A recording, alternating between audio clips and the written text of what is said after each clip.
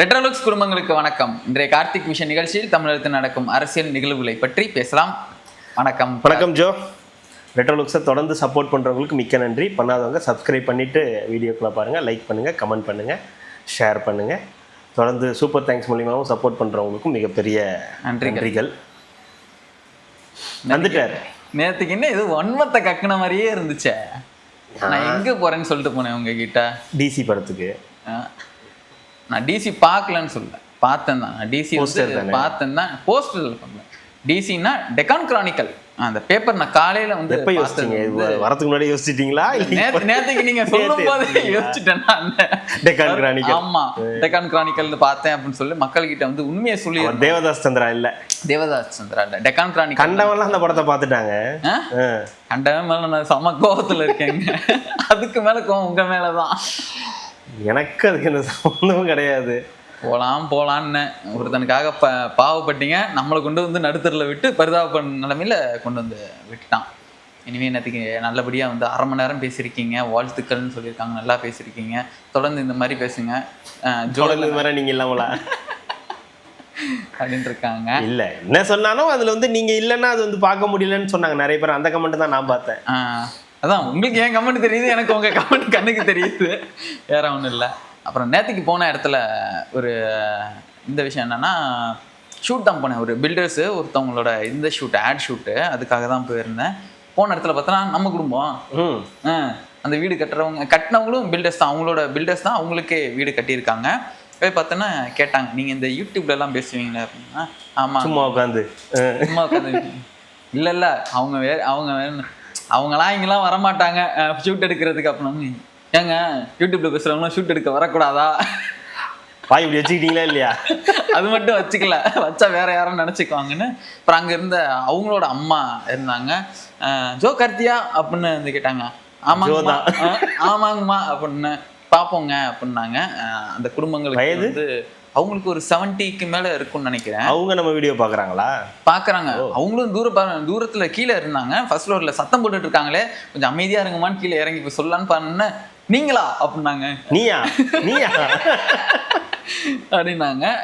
நிறைய பேர் வந்து கேட்டுட்டு இருக்காங்க. ஃபர்ஸ்ட் ஆஃப் ஆல் வந்து அவங்களுக்கு ஒரு நன்றி. திடீர்னு அந்த மாதிரிலாம் சொல்லும் போது உங்களுக்கு தெரியுமே, பார்க்கும்போதுன்னா நம்மளுக்கு ஒரு நன்றி.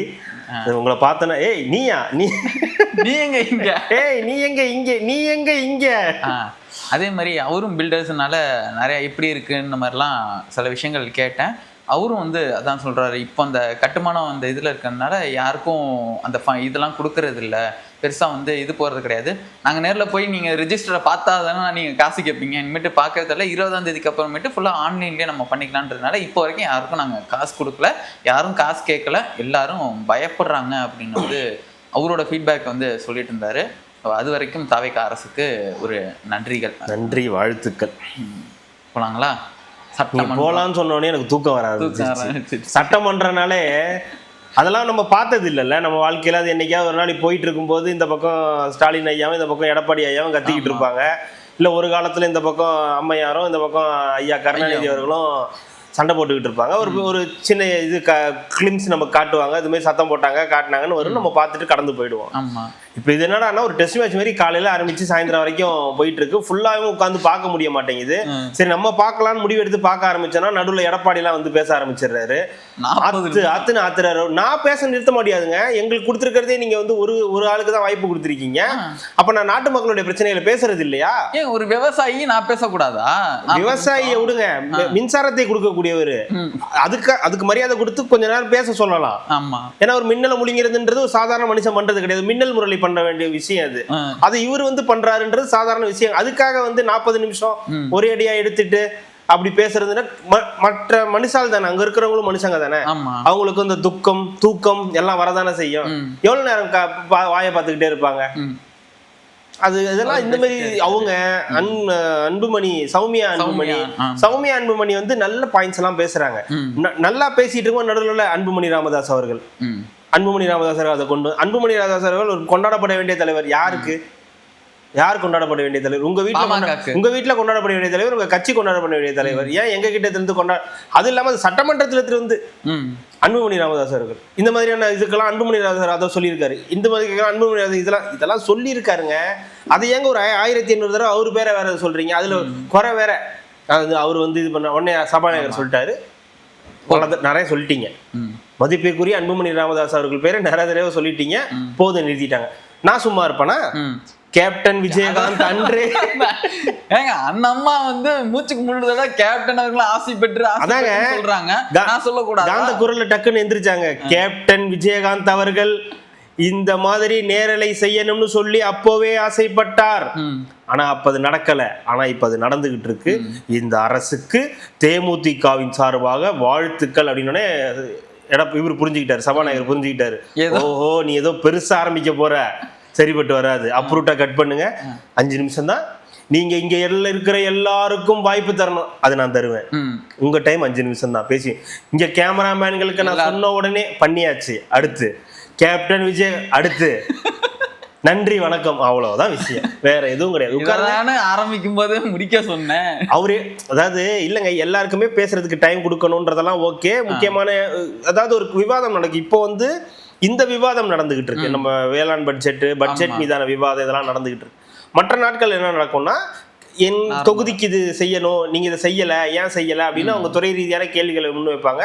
அதற்கு அமைச்சர்கள், எம்எல்ஏக்கள் அந்த துறை ரீதியா பதில்கள், அமைச்சர்கள் தான் கொடுப்பாங்க, துறை ரீதியான பதில்களை கொடுப்பாங்க. இதுதான் நடக்கும். இப்ப நடக்கிறது விவாதம் மீதான பட்ஜெட்னால இவங்களுக்கு எல்லாம் வாய்ப்பு கொடுக்கணும்ன்றதுனால உட்கார்ந்து இதுதானா நேரம். அது இல்லாம லைவ் வேற போதா, எல்லாரும் லைவ் பார்ப்பாங்கன்னு இவங்க எல்லாம் தெரிஞ்சுக்கிட்டாங்க. முன்னா அப்படி கிடையாது. உங்களுக்கு எவ்வளவு நேரம் பேசினாலும் என்ன எதுவும் தெரியாது. லைவ் போடுறதுனால இப்ப எடப்பாடி என்ன முடிவு பண்றாருன்னா, பேசிடணும், முடிஞ்ச வரைக்கும் என்ன பேசணுமோ பேசிடலாம். எதிர்கட்சியில இருந்து கூட குரல் இதுவா வரமாட்டேங்குது. இவர் கத்துறதுதான் மைக்கை தாண்டி கேக்குது. இவரோட வாய்ஸ் சபாநாயகரோட மைக்ல நமக்கு கேக்குது. ஏங்க என்னங்க நீங்க அப்படின்றாரு. அது அவங்க பேசுறது சபாநாயகர் மைக்ல கேக்குது. இத்தனைக்கு ஆஃப் ஆன மைக் அது. அதுல கேக்குதுன்னா பாத்துக்குங்க. சிங்கத்தோட கர்ஜனை இன்னெல்லாம் முழுங்குறாரு வராதானே. இல்ல அதுலயும் இவங்க வேளாண் இதுல சொன்னது பாத்தீங்கன்னா, சௌமியா அன்புமணி அவங்களும் என்ன சொல்லியிருக்காங்கன்னா, நம்மளுக்கு தமிழ்நாட்டில் பெய்யுற அந்த மழை அதுவே போதும், கேரளா கிட்டேயோ இல்லை கர்நாடகா கிட்டேயோ நம்ம தண்ணி கேட்கணுன்ற அவசியம் இல்லை. இந்த வாட்டர் மேனேஜ்மெண்ட் நம்மளுக்கு வர தண்ணிகளை நம்ம சேமிச்சு வச்சாலே நம்ம தமிழ்நாட்டுக்கு தேவையான இது போதுன்றாங்க. அதுவும் ஒரு சைட்ல இருந்து டேட்டாவை தப்பா இவங்க சொல்லி இது பண்றாங்க. சௌமியா அன்புமணி டேட்டா அந்த மாதிரிலாம் பண்ண முடியாது, எல்லாத்துக்கும்லாம் கொடுக்க முடியாது, டேட்டாவை தப்பா போட்டு. அதெல்லாம் தாண்டி நம்ம கிட்ட ஒரு அற்புதமான திட்டம் கொண்டு வந்தாங்க, மழைநீர் சேகரிப்பு திட்டம்னு ஒரு அற்புதமான திட்டம். அது எல்லாரும் பண்ண முடிஞ்சிருந்ததுன்னா அது பயங்கரமான ஒரு நமக்கு நிலத்தடி நீர் எப்பவுமே நமக்கு இருக்கிற மாதிரி இருந்திருக்கும். மழையோட இது கம்மியா இருந்ததுன்னா கூட, அளவு கம்மியா இருந்ததுன்னா கூட, அந்த நிலத்தடி நீரும் அந்த மழை நீரும் நம்மளை காப்பாற்றும், அது நமக்கு தேவையான அளவுக்கு இது பண்ண முடியும். ஆனால் அந்த திட்டத்தை நம்மளால செயல்படுத்த முடியல. அது அது பெரிய அளவுக்கு ஒரு பிரச்சனையா மாறிடுச்சுன்ற மாதிரியான சில விஷயங்கள். அந்த மாதிரி நிறைய அப்படியே பேசிக்கிட்டே இருக்காங்க. ஒரு ஆக்கப்பூர்வமான விவாதமோ அதெல்லாம் இல்லை. திடீர்னு கொந்தளிக்கிறாங்க. அப்பப்போ ஏதாவது ஒன்று சில நடக்கலாம். அதுக்காக நான் ஆத்திக்கிட்டே இருந்தீங்கன்னா எப்படி ஒரு மனிதர்கள் கேட்கறது, எப்படி ஒரு ப்ரோக்ராம் பண்றது? மக்களும் சோர்வடைய மாட்டாங்களா? இப்ப விஜய்ன்ற ஒருத்தர் இருக்காருன்றதுனால ஓகே. இன்னைக்கு அவர் காலையில வரல, அவர் ஒரு ப்ரோக்ராம் போயிட்டு அந்த போதை இல்லா தமிழ்நாடுன்ற ப்ரோக்ராம் முடிச்சுட்டு தான் அவரே அவரும் வராரு. அப்ப மக்கள் பார்த்துட்டு வேலைக்கு போல அப்படின்னு சொல்லிட்டு அப்போ எதிர்கட்சி தலைவரும் வரலன்னு நினைக்கிறேன். அந்த டைம்ல வந்தாருன்னு சரியா காட்டல இவங்க. அப்போ அவரையும் பார்க்க முடியல. அதுக்கப்புறம் தான் அவரும் வந்தாருன்னு நினைக்கிறேன். அப்புறம் எல்லாமே ஒரு கட்டத்துக்கு அப்புறம் தான் ஓரளவுக்கு ஓகே ஆகுது.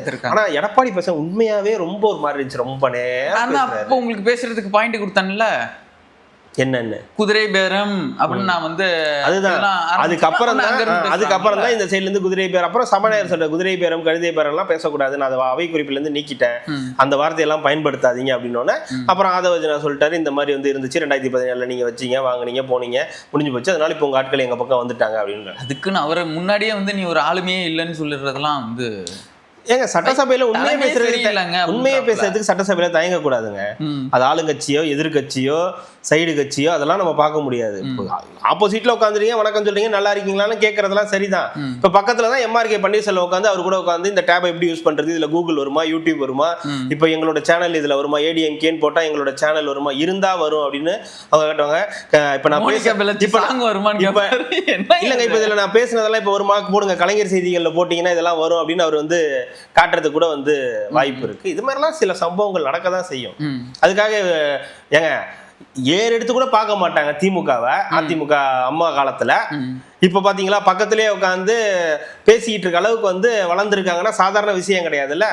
திராவிட கட்சிகள்லாம் இப்ப ஒன்னானதுன்றது மக்களுக்கு எவ்வளவு பெரிய சந்தோஷமான விஷயம். நான் தான் பார்த்தேன் சொல்லட்டும் சபாநாயகர் நீங்க பேசுன பாத்துட்டேன். இது நாங்க பேசல சபாநாயகர் பேரவைத் தலைவர்களே நீங்க வந்து நான் அதை சொல்லலைங்க, நீங்க பேசிட்டு இருந்த பார்த்துட்டேன்னு சொன்ன அவ்வளவுதான் உட்காருங்க வேற ஏதாவது அதுல பேசுறதுக்கு இல்லை. ஆனா உண்மையாவேங்க சூப்பரா கொண்டு போறாரு.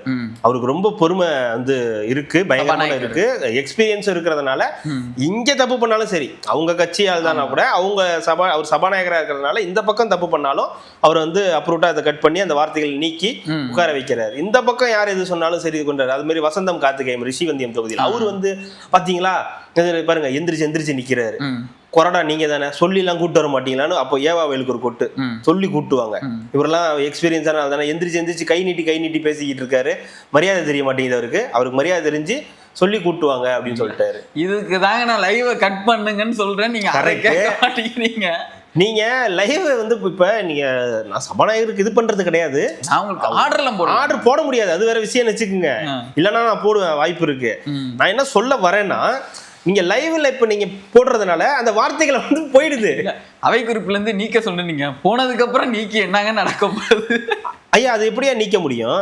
லைவ்ன்றது எதுக்கு? எல்லாம் உள்ள என்ன நடக்குது என்ன பேசுறீங்க. ஏன்னா சில நேரத்துல நீங்க அடிக்கிறது விக்கிறது ஆபாசமா பேசுறதுன்னு பல விஷயங்கள் பண்ணுவீங்க. அது மாதிரி நடக்கக்கூடாது. லைவ்ல மக்கள் பாக்குறாங்கன்னு தெரியணும். ரெண்டாவது இந்த தொகுதிக்கு நீங்க என்ன பண்ணிருக்கீங்க, இந்த தொகுதியில் நீங்க பேசுறீங்களா இல்லையா? இப்போ மக்கள்கிட்ட போய் இவங்க என்ன உருட்டுவாங்க, நாங்க தொகுதி சட்டமன்றத்துல பேச போனோம் சபாநாயகர் தடுத்துட்டாரு. இப்ப நீ அந்த மாதிரி சொல்ல முடியாதுல்ல. காலைல ஆரம்பிச்சா சாயந்தரம் வரைக்கும் ஓடிக்கிட்டு இருக்கு. அப்ப என்ன பண்ணா நீ பேசவே இல்லையே, நீ இந்த தொகுதி எம்எல்ஏவா நீ வந்து பேசவே இல்லையே, எந்திரிக்கவே இல்லையே இது வரைக்கும் நீ அப்படின்னு சொல்லுவாங்க. அப்ப நீ சொல்ல முடியாதுல்ல, நான் எந்திரிச்சேன் நீ உட்கார சொல்லிட்டாங்கன்னு சொல்ல முடியாதுல்ல. அந்த இதெல்லாம் இருக்கு. இதுல ஆளுங்கட்சிக்கும் பாதகம் இருக்கு. ஏதாவது ஒண்ணு வந்து தவறா பேசிட்டாங்கன்னா இது மாதிரி. ஆனா அது நல்லது தானே, ஆளுங்கட்சியோ எதிர்கட்சியோ நடக்குதோ மக்களுக்கு நல்லது நடக்குதா. இந்த மாதிரி தவறான தப்பா டேட்டா சொல்லிட்டாங்கன்னா இவங்க சைட்ல இருந்து அடிக்கிறாங்க, இவங்க ஏதாவது தப்பா சொல்லிட்டாங்கன்னா இவங்க உடனே அடிக்கிறாங்க. அப்ப மக்கள் பார்த்து தெரிஞ்சுக்கிறாங்க, ஓகே இது நடக்குது, இவங்க இதைதான் பேசுறாங்க, யாரெல்லாம் பேசுறாங்க யாரெல்லாம் பேசல அப்படின்னு பல நல்ல விஷயங்களை தெரிஞ்சுக்கிறேன். இன்னைக்கு தீர்மானங்கள் வந்து நிறைவேற்றப்பட்டிருக்கு. FCRAக்கு எதிரான தீர்மானம் நிறைவேற்றப்பட்டிருக்கு. நீட்டுக்கு எதிரான நீட்டுக்கெல்லாம் ஏற்கனவே பண்ணிட்டாங்க. ஏடிஎம்கே பண்ணிடுச்சு, டிஎம்கே பண்ணிடுச்சு, இன்னைக்கு தாவேகாவும் வந்து பண்ணிருக்கு. இது என்னன்னா நாங்களும் தீர்மானம் போட்டிருக்கோம், பிளஸ் நீட்டுக்கு எதிரான போக்கு தான் எங்களுதும். இப்போ சமீபத்தில் நடந்த சம்பவத்தெல்லாம் வச்சு நீட்டுக்கு எதிரான போக்கு தான் எங்களோடதும், உங்களை மாதிரி தான் நாங்கள் ஒன்று நீட்டுக்கு ஆதரவானவர்களோ பிஜேபிக்கு ஆதரவானவர்களோ இல்லைன்னு சொல்றதுக்கான ஒரு தீர்மானமாக இதை வந்து வச்சுக்கலாம். அதே மாதிரி FCRA இந்த ஃபண்டு உள்ள வரது, இந்த சிறுபான்மை மக்களுக்கானது, இந்த கிறிஸ்தவ ஃபாரின் ஃபண்ட்ஸ் வந்து உள்ள வரதுல நிறைய பிரச்சனைகள் இருக்கு. அதுக்கு எதிராகவும் வந்து இந்த தீர்மானம் இப்போ சட்டம் இயற்றிருக்கு, அதுக்கு எதிராகவும் தீர்மானம் வந்து நிறைவேற்றப்பட்டிருக்கு. அதனால இந்த மாதிரி சில விஷயங்கள்லாம் வந்து இன்னைக்கு வந்து நிறைய வந்து நடந்துச்சு. இருந்தாலும் மரிய வில்சன் அவர்களுடைய அந்த இதுதான் வந்து இதுவா போச்சு. நேற்று நான் கூட பேசியிருந்தேன், அவர் வந்து பேசுறதுல பிரச்சனை கிடையாது, அவரோட இயல்பான மொழியில் அவர் வந்து பேசலாம். ஆனால் அவர் கோவப்பட வேண்டிய அவசியம் வந்து இல்லை. அந்த எம்எல்ஏ சொன்னதுலையுமே பெரிய தூய தமிழ்ல பேசணும்னு கூட அவர் தூய தமிழ்ல பேசணும்னு சொல்லியிருந்தா அது வந்து சொல்ல ஒன்றும் பண்ண முடியாது. ஆனா அந்த இடத்துல அவர் வந்து தப்பா பேசுறீங்க, இதெல்லாம் கத்துக்குங்க, அது போய் ராஜ்மோகன் கத்துங்கன்னு சொன்னா ராஜ்மோகன் சம பாயிண்ட் சொன்னாரு. அவர் ஒரு நல்ல நிதிநிலை அறிக்கை போட்டிருக்காரு, நீங்க வந்து அவர்கிட்ட கிளாஸ் எடுத்துங்க அப்படின்னாரு. ஆனா அவர் சொல்ல வந்த விஷயம் என்னன்னா, நீங்க தப்பா படிக்கும் போது அது ஒரு மாதிரி இருக்கு கேட்கறதுக்கு அப்படின்னு, அதை வந்து நீங்க கரெக்ட் பண்ணீங்கன்னு அவர் ரொம்ப சாதாரணமா சொல்லி இருந்திருக்கலாம். கண்டிப்பா அடுத்த நிதிநிலை அறிக்கை நான் இந்த மாதிரி இல்லாம கண்டிப்பா கத்துக்கிட்டு நான் படிக்கிறேன் அப்படின்னு சொல்லி இருந்திருக்கலாம். அவருக்கு தேவையில்லாம ஏன் அந்த கிறிஸ்டியானிட்டியை கொண்டு வந்தாருன்றது தான் யாருக்கும் புரியல. கிறிஸ்டியானிட்டி எனக்கு இதை கற்றுக் கொடுத்துருக்கு, மொழியை கற்றுக் கொடுத்துருக்கு, அன்பை கற்றுக் கொடுத்துருக்கோம்னா நான் நேற்றே சொன்னேன். நீங்க பண்ண முன்னாடியே ஒரு வீடியோ இருக்குல்ல, அவர் இந்த தம்பியோ யாரையோ போயிட்டு அடிக்க போறாங்க, அப்ப அது எந்த மொழியில வந்து வரும் அப்படின்னு ஒரு கேள்வி வந்து வரும். ரெண்டாவது, இதற்கு முன்னாடி நாள் தான் அவர் என்ன சொல்றாரு, கூலா இருங்க கூலா இருங்கன்றாரு. இன்னைக்கு அந்த கூல அவரு இழந்துட்டு அவர் வந்து டென்ஷன் ஆகி வந்து நிக்கிறாரு. கிண்டல் பண்றாங்க, கேலி. இது அங்க நடக்கக்கூடிய விஷயம் தான். கிண்டல், கேலி இதெல்லாமே சட்டசபையில பல வருஷமா நடந்துகிட்டு இருக்கக்கூடிய ஒரு விஷயம் தான். அந்த சட்டசபை பல மட்ட ரகமான பல சம்பவங்களை வந்து பார்த்துருக்கு. அப்படின்னும் போது இப்ப நடக்கிறது அதுக்கு முன்னாடி இதுக்கு எவ்வளவு வந்து பரவாயில்ல அப்படின்னு. ஏன்னா இவங்க ஜூனியர்ஸ், மேக்சிமம் இங்க இருக்கிறவங்க ஜூனியர்ஸ், அங்க இருக்கிறவங்க எல்லாம் வந்து சீனியர். சீனியர்ஸோட ஆட்டிடியூட் எப்படி இருக்கும்?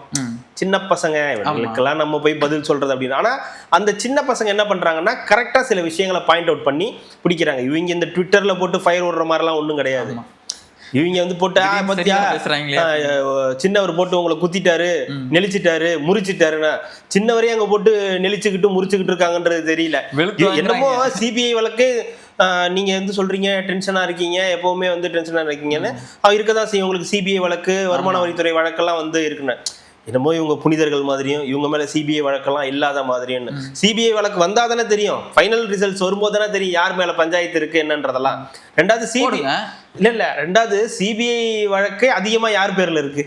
எந்த கட்சி மேல இருக்கும்? திமுக தான். நீங்க பேசலாமா? அவர் சொன்னது எங்க முதலமைச்சர் எந்த நேரமும் எங்களை வேலை வாங்கிக்கிட்டே இருக்காரு. முன்னாடியெல்லாம் அவர்கிட்ட இருந்து ஃபோன் வராதான்னு நாங்கெல்லாம் வந்து ஏங்கிக்கிட்டு இருப்போம். இப்போ ஃபோன் வந்தாலே பதட்டம் ஆகுது. இந்த வேலையை செஞ்சியா, அந்த வேலையை செஞ்சியா, இந்த தொகுதி மக்களுக்கு இதை ஏன் இப்படி வந்து கம்ப்ளைண்ட் வருது அப்படின்னு எங்கள்கிட்ட கேள்வி கேட்கிறாரு. அந்த அளவுக்கு அந்த டென்ஷனை தான் நாங்கள் சொன்னமே தவிர நீங்க நினைக்கிற டென்ஷன் வந்து இல்லைன்னு சொல்லி ஆன் ஸ்பாட் ரிப்ளை வந்து கொடுத்துக்கிட்டு இருக்காங்க. இவங்க என்னன்னா தாவேக்காவை ட்ரிகர் பண்ணிட்டோம் அப்படின்ற ஒரு நினைப்புல இவங்களோட டீம் வேலை செய்யுது.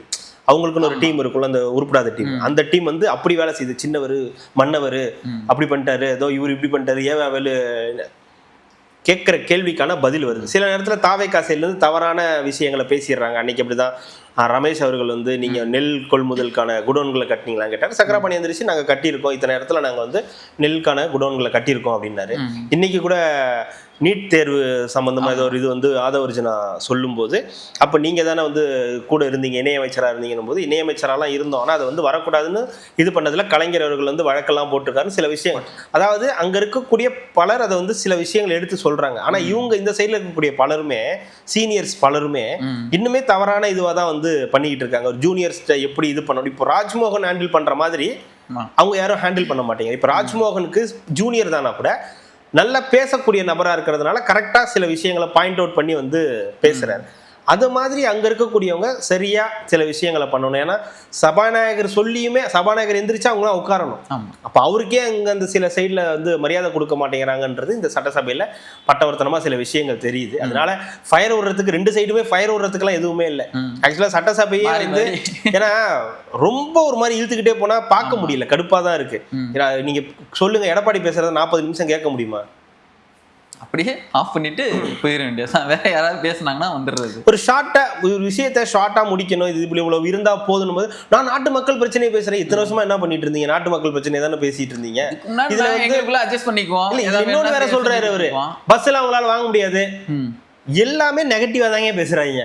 பாசிட்டிவா பேசுறதுக்கு எதுவுமே இல்ல. வாங்க முடியாது, உங்களால முடியாது, உங்களால கொடுக்க முடியுன்றதுனால தானே சொல்லியிருக்காங்க, செய்யறோன்னு இருக்காங்க. செய்யலைன்னா தானே கேட்கணும். நீ போட்டிருக்கும் போது என்னால முடியாது, நடக்காது, விளங்காது, இந்த ஆட்சி இப்பதான் ஒரு ஓஞ்சி உட்கார்ந்துருக்காங்க, இந்த ஆட்சி நீடிக்காது, விளங்காது, நிக்காதுன்னு கல்யாணத்தெல்லாம் சொன்னதுக்கு அப்புறம் தான் ஆமா எல்லாம் நம்ம எல்லாம் பேசி ட்ரோல் பண்ணி எல்லாம் முடிஞ்சதுக்கு அப்புறம் தான் இப்ப நிறுத்தி வச்சிருக்காங்க. கல்யாணம் காது குத்துக்கெல்லாம் போக ஆடி மாசம் 1 கல்யாணம் காது குத்துக்கு போகாம கொஞ்சம் ஒரு இதுவா இருக்கு. இப்ப இவங்க ஆரம்பிச்சிருக்காங்க, நடக்காது, முடியாது, உங்களால கொடுக்க எஞ்சி பார்த்திபன் சொல்லிட்டார் அமைச்சர், முடியுன்றதுனால தான் நாங்க வந்து கொடுத்துருக்கோம், கண்டிப்பா நாங்க இதை கொடுப்போம் அப்படின்னு. அது இல்லாம இந்த பட்ஜெட்லயே வந்து 2500 ரூபா கொடுக்கணும், இளைஞர்களுக்கான ஊக்கத்தொகை கொடுக்கணும், அதை கொடுக்கணும், இதை கொடுக்கணும்ன்றாங்க. அமிதாப் மாமாக்கே கோவம் வந்து இருக்கு. அப்ப எந்த அளவுக்கு இருக்கும்? அது யாரு? OPS. அவர் ஏங்க அப்படி சொல்றீங்க? ஏங்க அவர் எப்ப பார்த்தாலும் அமைதியா அங்க உட்கார்ந்துருப்பாரு. அவருக்கு கொடுக்கப்பட்ட வேலை மிச்சர் சாப்பிடுறது. அதனால இன்னைக்கு சட்டமன்றத்துல மிக்சர் கொண்டு வரலையப்பா, அதுக்கு பதிலாக தான் பேப்பர் கொடுத்தாங்க. இன்னைக்கு இதை மென்னுகிட்டு இருங்க அப்படின்னு சொல்லி கொடுத்தாங்க. இது வந்து மென்னுகிட்டு இருந்தாரு. அதுக்குள்ளாரே படிக்க ஆரம்பிச்சிட்டாரு. ஏதோ ஒண்ணு வந்து கலாச்சி விட்டுட்டாங்க, பாக்கெட்ல படம் வைக்கிறது அப்படி இப்படின்னு சொல்லி செங்கோட்டையன் அவர்கள் பேச அவர் சொல்லல. அவர் என்ன சொல்றாரு, 2500 ரூபா மகளிருக்கு பணம் கொடுக்குறோம், உங்க மேல வந்து நிறைய மக்கள் எதிர்பார்ப்பு நிறைய வச்சிருந்தாங்க, எதுக்குமே வந்து ஒன்றும் இல்லாத அரசு, இது மக்களுக்கு எதுவுமே பண்ணாத அரசு, டோட்டலி 0 அரசு அப்படின்னு சொல்லியிருக்காரு. ஆமா, அவர் அப்படிதான் சொல்லுவாரு. எந்த இடத்துக்கு ஏற்ற மாதிரி தானே பேசணும். இப்போ ஒருவேளை அவர் தாவேக்காக வந்து ஜெயிச்சிருந்தாருன்னா அது வேற மாதிரி பேசியிருப்பாரு. மக்கள் தளபதி, எங்கள் தலைவர், அண்ணன் கூட சொல்லியிருப்பாரு, அண்ணன் அப்படின்னு கூட புகழ்ந்திருப்பாரு, சின்ன புரட்சி தலைவர் அதை கூட சொல்லியிருப்பாரு. கூச்சமே இல்லாம பேசுறாரு. அதெல்லாம் அதுக்கெல்லாம் யோசிக்கக்கூடிய ஆள்லாம் வந்து ஓபிஎஸ்லாம் வந்து கிடையவே கிடையாது. இப்போ அந்த பக்கம் இடம் மாதிரி உட்கார்ந்து இருக்கிறதுனால அதுக்கேற்ற மாதிரி சில விஷயங்களை வந்து பேசுறாரு. இந்த அரசு வந்து பட்ஜெட் வந்து வேஸ்ட் பட்ஜெட், ஒண்ணுமே கிடையாது. அப்புறம் எதிர்க்கட்சி அப்படிதானே பேசும். அப்புறம் அவருக்கு கொடுக்கப்பட்ட வாய்ப்புகளை வேற என்ன பண்ணுவாரு? அவர் அப்படிதான் பேசுவாரு. அதுக்கு வாங்கி கட்டிக்கிட்டாரு, அது வேற விஷயம். இந்த பாக்கெட்ல படம் வச்சிருந்தது அதெல்லாம் அசிங்கம். ஏன் இந்த படத்தை வச்சிருக்காருன்னா போன 5 வருஷம் நல்லா ஆட்சி பண்ணாராம், அதனால வந்து பாக்கெட்ல அந்த படத்தை வந்து ஸ்டாலின் அவர்களோட படத்தை வச்சிருக்காராம். நம்ம போய் சேர்ந்ததே வாக்கிங்க்கு போய் கடைசி வருஷத்துலதான் வாக்கிங் போனப்பதான் போய் சந்திச்சோம். அப்புறம் துக்கம் விசாரிக்க போறோம்னு போயிட்டு ஒரு அட்டெண்டன்ஸை போட்டு வந்தோம். இப்படிதான் நம்மளே போய் சேர்ந்தோம். அதுக்கு முன்னாடியே சேர்ந்திருப்பாரு. ஒரு கட்டத்துல எல்லாம் போய் இந்த உட்காந்து மேட்ச் எல்லாம் பார்த்தாங்க, ஐபிஎல் மேட்ச் எல்லாம் உட்காந்து மாப்பிள்ளையோட உட்காந்து எல்லாம் பார்த்தாரு ஒரு காலத்துல. அப்பவே எல்லாரும் அரசல் புரசெல்லாம் பேசிக்கிட்டாங்க, ஆமா இருக்கும் போல அப்படின்னு. ஏன்னா அதெல்லாம் அம்மா அவர்கள் இறந்த பின்னாலே நடந்த சம்பவங்கள். அப்படிப்பட்ட ஒரு அரசியல் நபரை வச்சுக்கிட்டு இவங்க வந்து பெருமை பீத்திக்கிறது அதெல்லாம் இது தேவையா கோபி அப்படின்ற மாதிரி தான். நமக்கு தேவையா? அடுத்தது இப்ப கடைசியாக நம்ம கனிமொழி ஆமா எம்எல்ஏ, ஆமா, மன்மத வணக்கம், மன்மத வெற்றியே மன்மத வணக்கங்களா, மனமார்ந்த நன்றி, மன்மத நன்றின்ற மாதிரி சொல்லிட்டாங்க. ஜூன் இந்த இப்போ போயிருக்க தாவேக்காவினர் கொஞ்சம் வந்து அந்த தமிழ் படிக்கிறது இதெல்லாம் கொஞ்சம் வீக்காக இருக்காங்க. ஸோ அந்த மாமன்றத்துக்குன்னு சில கொஞ்சம் இது இருக்கு. தமிழ் தப்பாக படிக்கிறத பற்றி இல்லை, அது கேட்குறவங்களுக்கும் பார்க்குறவங்களுக்கும் தமிழை வந்து இதுவாக இருக்கிறவங்களுக்கும் கொஞ்சம் ஒரு மாதிரி கஷ்டம். நேற்று ஒருத்தர் வந்து மலையாளத்தில் எழுதிட்டு வந்து படித்தாருன்னு, அது தப்பு கிடையாது. மலையாளத்தில் இருந்து தமிழில் தானே படித்தாரு, அதில் ஒன்றும் பிரச்சனை கிடையாது. அவர் அந்த நியர்பை அந்த கேரளா அந்த திருவேண்டரம் அந்த இதுல இருக்கிறதுனால அந்த கன்னியாகுமரி அப்படி அந்த இது இருக்கலாம். அவர் ஒரு மலையாளியாவே இருந்தாலும் பிரச்சனை கிடையாது, தமிழ்ல தான் வந்து படிச்சாரு. அதுல வந்து ஒன்றும் இது கிடையாது. ஏன்னா சரி வேணா அது நான் போக விரும்பல. அவர் தமிழ்ல படிச்சாருன்றது வரைக்கும் அதுல உடனே எல்லாருக்கும் அது பாத்தீங்களா மலையாளத்துல எழுதிட்டு வந்து படிச்சுட்டாரு போச்சு வச்சுட்டு தமிழ்ல தான் இருக்கீங்க. ஆமா, ஒன்றும் பிரச்சனை இல்லை. ஏதாவது ஒரு கண்டென்ட் சிக்குமான்னு பார்த்துக்கிட்டே இருக்காங்க. அது ஒண்ணு. அது இல்லாம இப்ப இந்த மாதிரி இப்போ இவர் நம்ம மரிய வில்சன் அவர்கள் எந்திரிச்சு சொல்லியிருக்கலாம், நான் கண்டிப்பா அடுத்த தடவை நல்லதா இதுவா படிக்கிறேன் ட்ரை பண்றேன் அப்படின்னு சொல்லியிருந்தாருன்னா முடிஞ்சு போச்சு. அவருடைய கூலை இல்ல அப்படின்றா நீ வேணும்னே ட்ரிகர் எடுத்துன்றதுக்காக நீ ராஜ்மோகன் கிளாஸுக்கு போங்க அப்படின்னா கரெக்டுங்க, அது சொல்லக்கூடாதுதான். அப்ப ராஜ்மோகன் அதுக்கு பதிலடி கொடுத்துட்டாரு தான். ஆனா கூலா இருங்கன்னு சொல்லிட்டு அவரு அந்த இதை இழந்துட்டாருல. கூலா இருங்க, ரிலாக்ஸா இருங்க, ஏன் அப்படி டென்ஷன் ஆகுறீங்கன்னு கேட்டு இப்ப அவரு வந்து டென்ஷன் ஆகி என்ன கேலி பண்றீங்களா, என்ன கிண்டல் பண்றீங்களா அப்படின்னு டென்ஷன் ஆகி உட்கார்றதுன்றது. அப்ப சொல்றது அவரு சொன்னதுக்கும் இப்ப அதுக்கு வந்து இவரு தானே ட்ரிகர் ஆயிருக்காரு. ஐயா ட்ரிகர் பண்றதா வேலையா அரசியல்ல ஆப்போசிட்டா உட்காந்து ட்ரிகர் பண்றதா இப்படிதான் இருக்கும். இதை விட மோசமா இருக்கும். இவங்க 2 பேர் உட்காந்துருந்தாங்கன்னா மோசமா இருக்கும். இவங்க 2 பேர் உட்காந்து எப்படி இருக்குன்னா நாடகம் அது. ஆமா, இவங்க 2 பேர் உட்காந்துருந்தா மாம மச்சான் அப்படிதான் இருப்பாங்க. ஆனா உள்ளுக்குள்ளார அடிச்சுப்பாங்க. ஆனா இது உண்மையாவே வேற டீம். இது சுத்தமாவே அவங்களுக்கு சம்பந்தம் இல்லாத ஒரு டீமா இருக்கிறதுனால அந்த பஞ்சாயத்து அங்க வந்து இருக்கு. சின்ன பசங்களா இருக்காங்க இவனுங்களை போய் அப்படின்ற மாதிரி அவங்களுக்கு எவ்வளவு பெரிய ஆளா இருந்தா எங்களுக்கு நாங்க இங்க வந்து உட்கார்ந்துருக்கோம் அப்படின்னு அவங்களுக்கு இதுல என்ன அடிச்சு உட்கார வச்சுட்டு. அதனால இந்த மாதிரி புதுசா போகக்கூடிய இந்த எம்எல்ஏக்கெல்லாம் கொஞ்சம் ப்ரிப்பேர்டோட போனேன். ஏன்னா நீங்க இதை தான் படிக்க போறீங்கன்னு உங்களுக்கு தெரியும், முன்னாடியே உங்களுக்கு தெரிஞ்சிடும். அப்போ இதை கரெக்டா படிச்சு இன்னும் கொஞ்சம் அவங்களுக்கு கண்ணி பேச்சு ஃபர்ஸ்ட் டைம் பேசுறாங்க, சில வார்த்தைகள் ஏதாவது தப்புகள் வரும். ஆனா நீங்க சின்னதா ஒரு தப்பு பண்ணீங்கன்னா கூட உங்களை வச்சு செய்யறதுக்கு வெளியே ஒரு 4 டீம் காத்திருக்குது. திமுக, அதிமுக, நாம் தமிழர், பாஜக அப்படின்னு ஏகப்பட்ட பேர் காத்திருக்கு. அதனால கொஞ்சம் ப்ரிப்பேர்டா இருந்தீங்கன்னா கொஞ்சம் பெட்டரா இருக்கும். ஏன்னா இது எல்லாரும் உலகம் ஃபுல்லா பார்க்கக்கூடிய ஒரு நிகழ்ச்சின்றதுனால அதுதான். மற்றபடி அதுல ஒன்றும் வார்த்தை பிழையில ஒன்றும் வந்து ஐயோ அவ்வளோதான் போச்சு, தமிழ்நாடே குட்டிச்சோரா போச்சு, தமிழ்நாடு பின்னாடி போயிடுச்சு போச்சு. அதாவது இப்போ தமிழ் பேசி நீங்க தூய தமிழ்ல பேசி சட்டமன்றம் நடத்தின காலகட்டத்தில் மட்டும் என்ன பண்ணி கிழிச்சிட்டீங்க? இன்னும் அதே லட்சணத்துல தானே இருக்கு அந்த இன்னும் அந்த ஊர் அப்படிதானே இருக்கு. இன்னும் எவ்வளோ பின்தங்கி தானே இருக்குது எவ்வளோ விஷயங்கள்ல. அப்புறம் என்ன அதனால கொஞ்சம் பொறுத்துங்க, ஜூனியர்ஸ் வந்துருவாங்க. அதுவும் ஒரு பெருமையா ஒன்று சொன்னாங்க. நம்ம இந்த திராவிட கட்சிகள் வந்து பண்ண ஆட்சினால்தான் இன்னைக்கு நீங்களாம் இங்க வந்து உட்காந்து பேசிக்கிட்டு இருக்கீங்க சட்டமன்றத்துக்குள்ள. கரெக்டா பண்ணியிருந்தீங்கன்னா அவங்க யாரும் இங்க வந்திருக்க மாட்டாங்க. ஏன் அவங்க வந்து இங்க உட்காந்துருக்க போறாங்க? திராவிட ஆட்சி பர்ஃபெக்டா பண்ணியிருந்தீங்கன்னா லஞ்சம் ஊழல் இந்த மாதிரி பல விஷயங்கள் இல்லாம மக்களுக்கான அரசியலை மட்டுமே பண்ணியிருந்தீங்கன்னா இப்ப இருக்கக்கூடிய சிஎம் இருக்காருல்ல அவர் பாட்டுக்கு ஒரு 70வது படத்துக்கு சைன் போட்டு போயிருந்திருப்பாரு. இந்த ராஜ்மோகன் அவர்கள் பட்டிமன்ற பேச்சாளரா தொடர்ந்து இருந்திருப்பாரு. அருண்ராஜ் வந்து ஒரு ஐபிஎஸ்ஆ ஐஆர்எஸ் அடுத்த கட்டத்துக்கு போயிருப்பாரு. ஆதவர்ஜனா திமுகலயே கூட இருந்திருப்பாரு, இல்ல விடுதலை சிறுத்தைகள்லயே இருந்திருப்பாரு, செங்கோட்டையன் அதிமுக இருந்திருப்பாரு, புஷி பொதுச் செயலாளராகவே அந்த நற்பணி மன்றத்தோட பொதுச் செயலாளராகவே இருந்திருப்பாரு. நீங்க விட்டதன் விளைவு, சரியா பண்ணாததன் விளைவு, இன்னைக்கு ஒருத்தர் வந்து உங்களுக்கு 2 பேருக்கும் வந்து முன்னாடி வந்து உட்கார்ந்துருக்காரு. என்ன பண்றதுன்னு தெரியாம 2 பேரும் சேர்ந்து பக்கத்துல உட்காந்து சிரிச்சுக்கிட்டே ஏதாவது பண்ணணும்பா, என்னாவது பண்ணணும்ல அப்படின்னு உட்காந்துருக்கீங்க. அதுக்கு என்ன பண்றது? நல்லா இருக்குல்ல, நம்ம 2 பேரும் சேர்ந்து இருக்கிறது நல்லா இருக்குல்ல. நான் பேசுறதெல்லாம் கலைஞர் டிவில போடுறீங்கல்ல, இதெல்லாம் நடந்ததே இல்லைல்ல. 1 செகண்ட் அப்பாவை காணும். ஏங்க அவர் டெய்லி அவர் என்னதாங்க பாவம் பண்ணாரு, செவனேன்னு அவர் பாட்டுக்கு வாயை திறக்காம வீட்டுல லுங்கியும் அந்த பிங்க் டிஷர்ட்டும் போட்டு உட்கார்ந்துருக்காரு. அவரை டெய்லி போட்டு அடிச்சுக்கிட்டே இருக்கீங்க. எங்க பார்த்தாலும் அப்பா இருக்காருன்னு. இல்லைங்க, அப்பா இங்க எங்கேயுமே இல்லைங்க. இருந்திருந்தா சட்டமன்றத்துக்குள்ள இருந்திருப்பாருங்க. மக்கள் மனசுல அவர் இல்லைங்கன்னு சொன்னா அது அவங்களுக்கும் புரிய மாட்டேங்குது, இவங்களுக்கும் புரிய மாட்டேங்குது. அதாங்க இவங்க என்னன்னா அவர் இல்லைன்னு சொன்னா உடனே இவங்க மக்கள் மனசுல இருக்காரு, புதல்வன் திட்டத்துல இருக்காரு, மகளிர் திட்டத்துல இருக்காரு. இல்லைங்க, இருந்திருந்தாதான் வந்திருப்பார்ல அப்படின்னு இவங்க இந்த சைடு பாவம் அவரை போட்டு இந்த நேரமும் போட்டு அடிச்சுக்கிட்டே இருக்காங்க. அது தவிர்க்கிறது நல்லதுன்னு நினைக்கிறேன். ஆனா இந்த டிகேட்ல அதை தவிர்க்க முடியாதுன்னு தான் நினைக்கிறேன். இந்த விஷயத்துல இல்ல, இந்த சட்டமன்ற டோட்டலா இந்த 5 வருஷம் நடந்துச்சுன்னா இந்த 5 வருஷமும் இது இப்படிதான் இருக்கும். அப்பாவை காணோம்னு தான் சொல்லிட்டே இருப்பாங்க. கண்டிப்பா சொல்லுவாங்க, சொல்லிக்கிட்டே தான் இருப்பாங்க. இவங்க அப்பா இல்லைன்னா நீ இல்லைன்னுபாங்க, அங்க அப்பாவே இல்லைன்னுபாங்க. என்னங்க நடக்கும், ஏதாவது நடந்துட்டு தான் இருக்கும், அது ஒன்றும் பண்ண முடியாது. ஒருவேளை அப்பா ஜெயிச்சு உள்ள இருந்திருந்தாருன்னா சட்டமன்றம் எப்படி இருந்திருக்கும்? மாசா இருக்கும், பயங்கரமா இருக்கும். ஏன்னா எல்லாத்துக்கும் இப்ப எதிர்கட்சி தலைவரா உதயநிதி ஸ்டாலின் அவர்கள்ட்ட போயிடும். அப்புறம் கேட்கிற கேள்விகளுக்கெல்லாம் பதில் வந்து அவரு தான் வந்து சொல்லணும். அப்புறம் முதலமைச்சர் ஏதாவது ஒண்ணு எந்திரிச்சு சொல்லுவாரு, அதுக்கும் அவரு தான் வந்து பதில் சொல்ற மாதிரி இருக்கும்.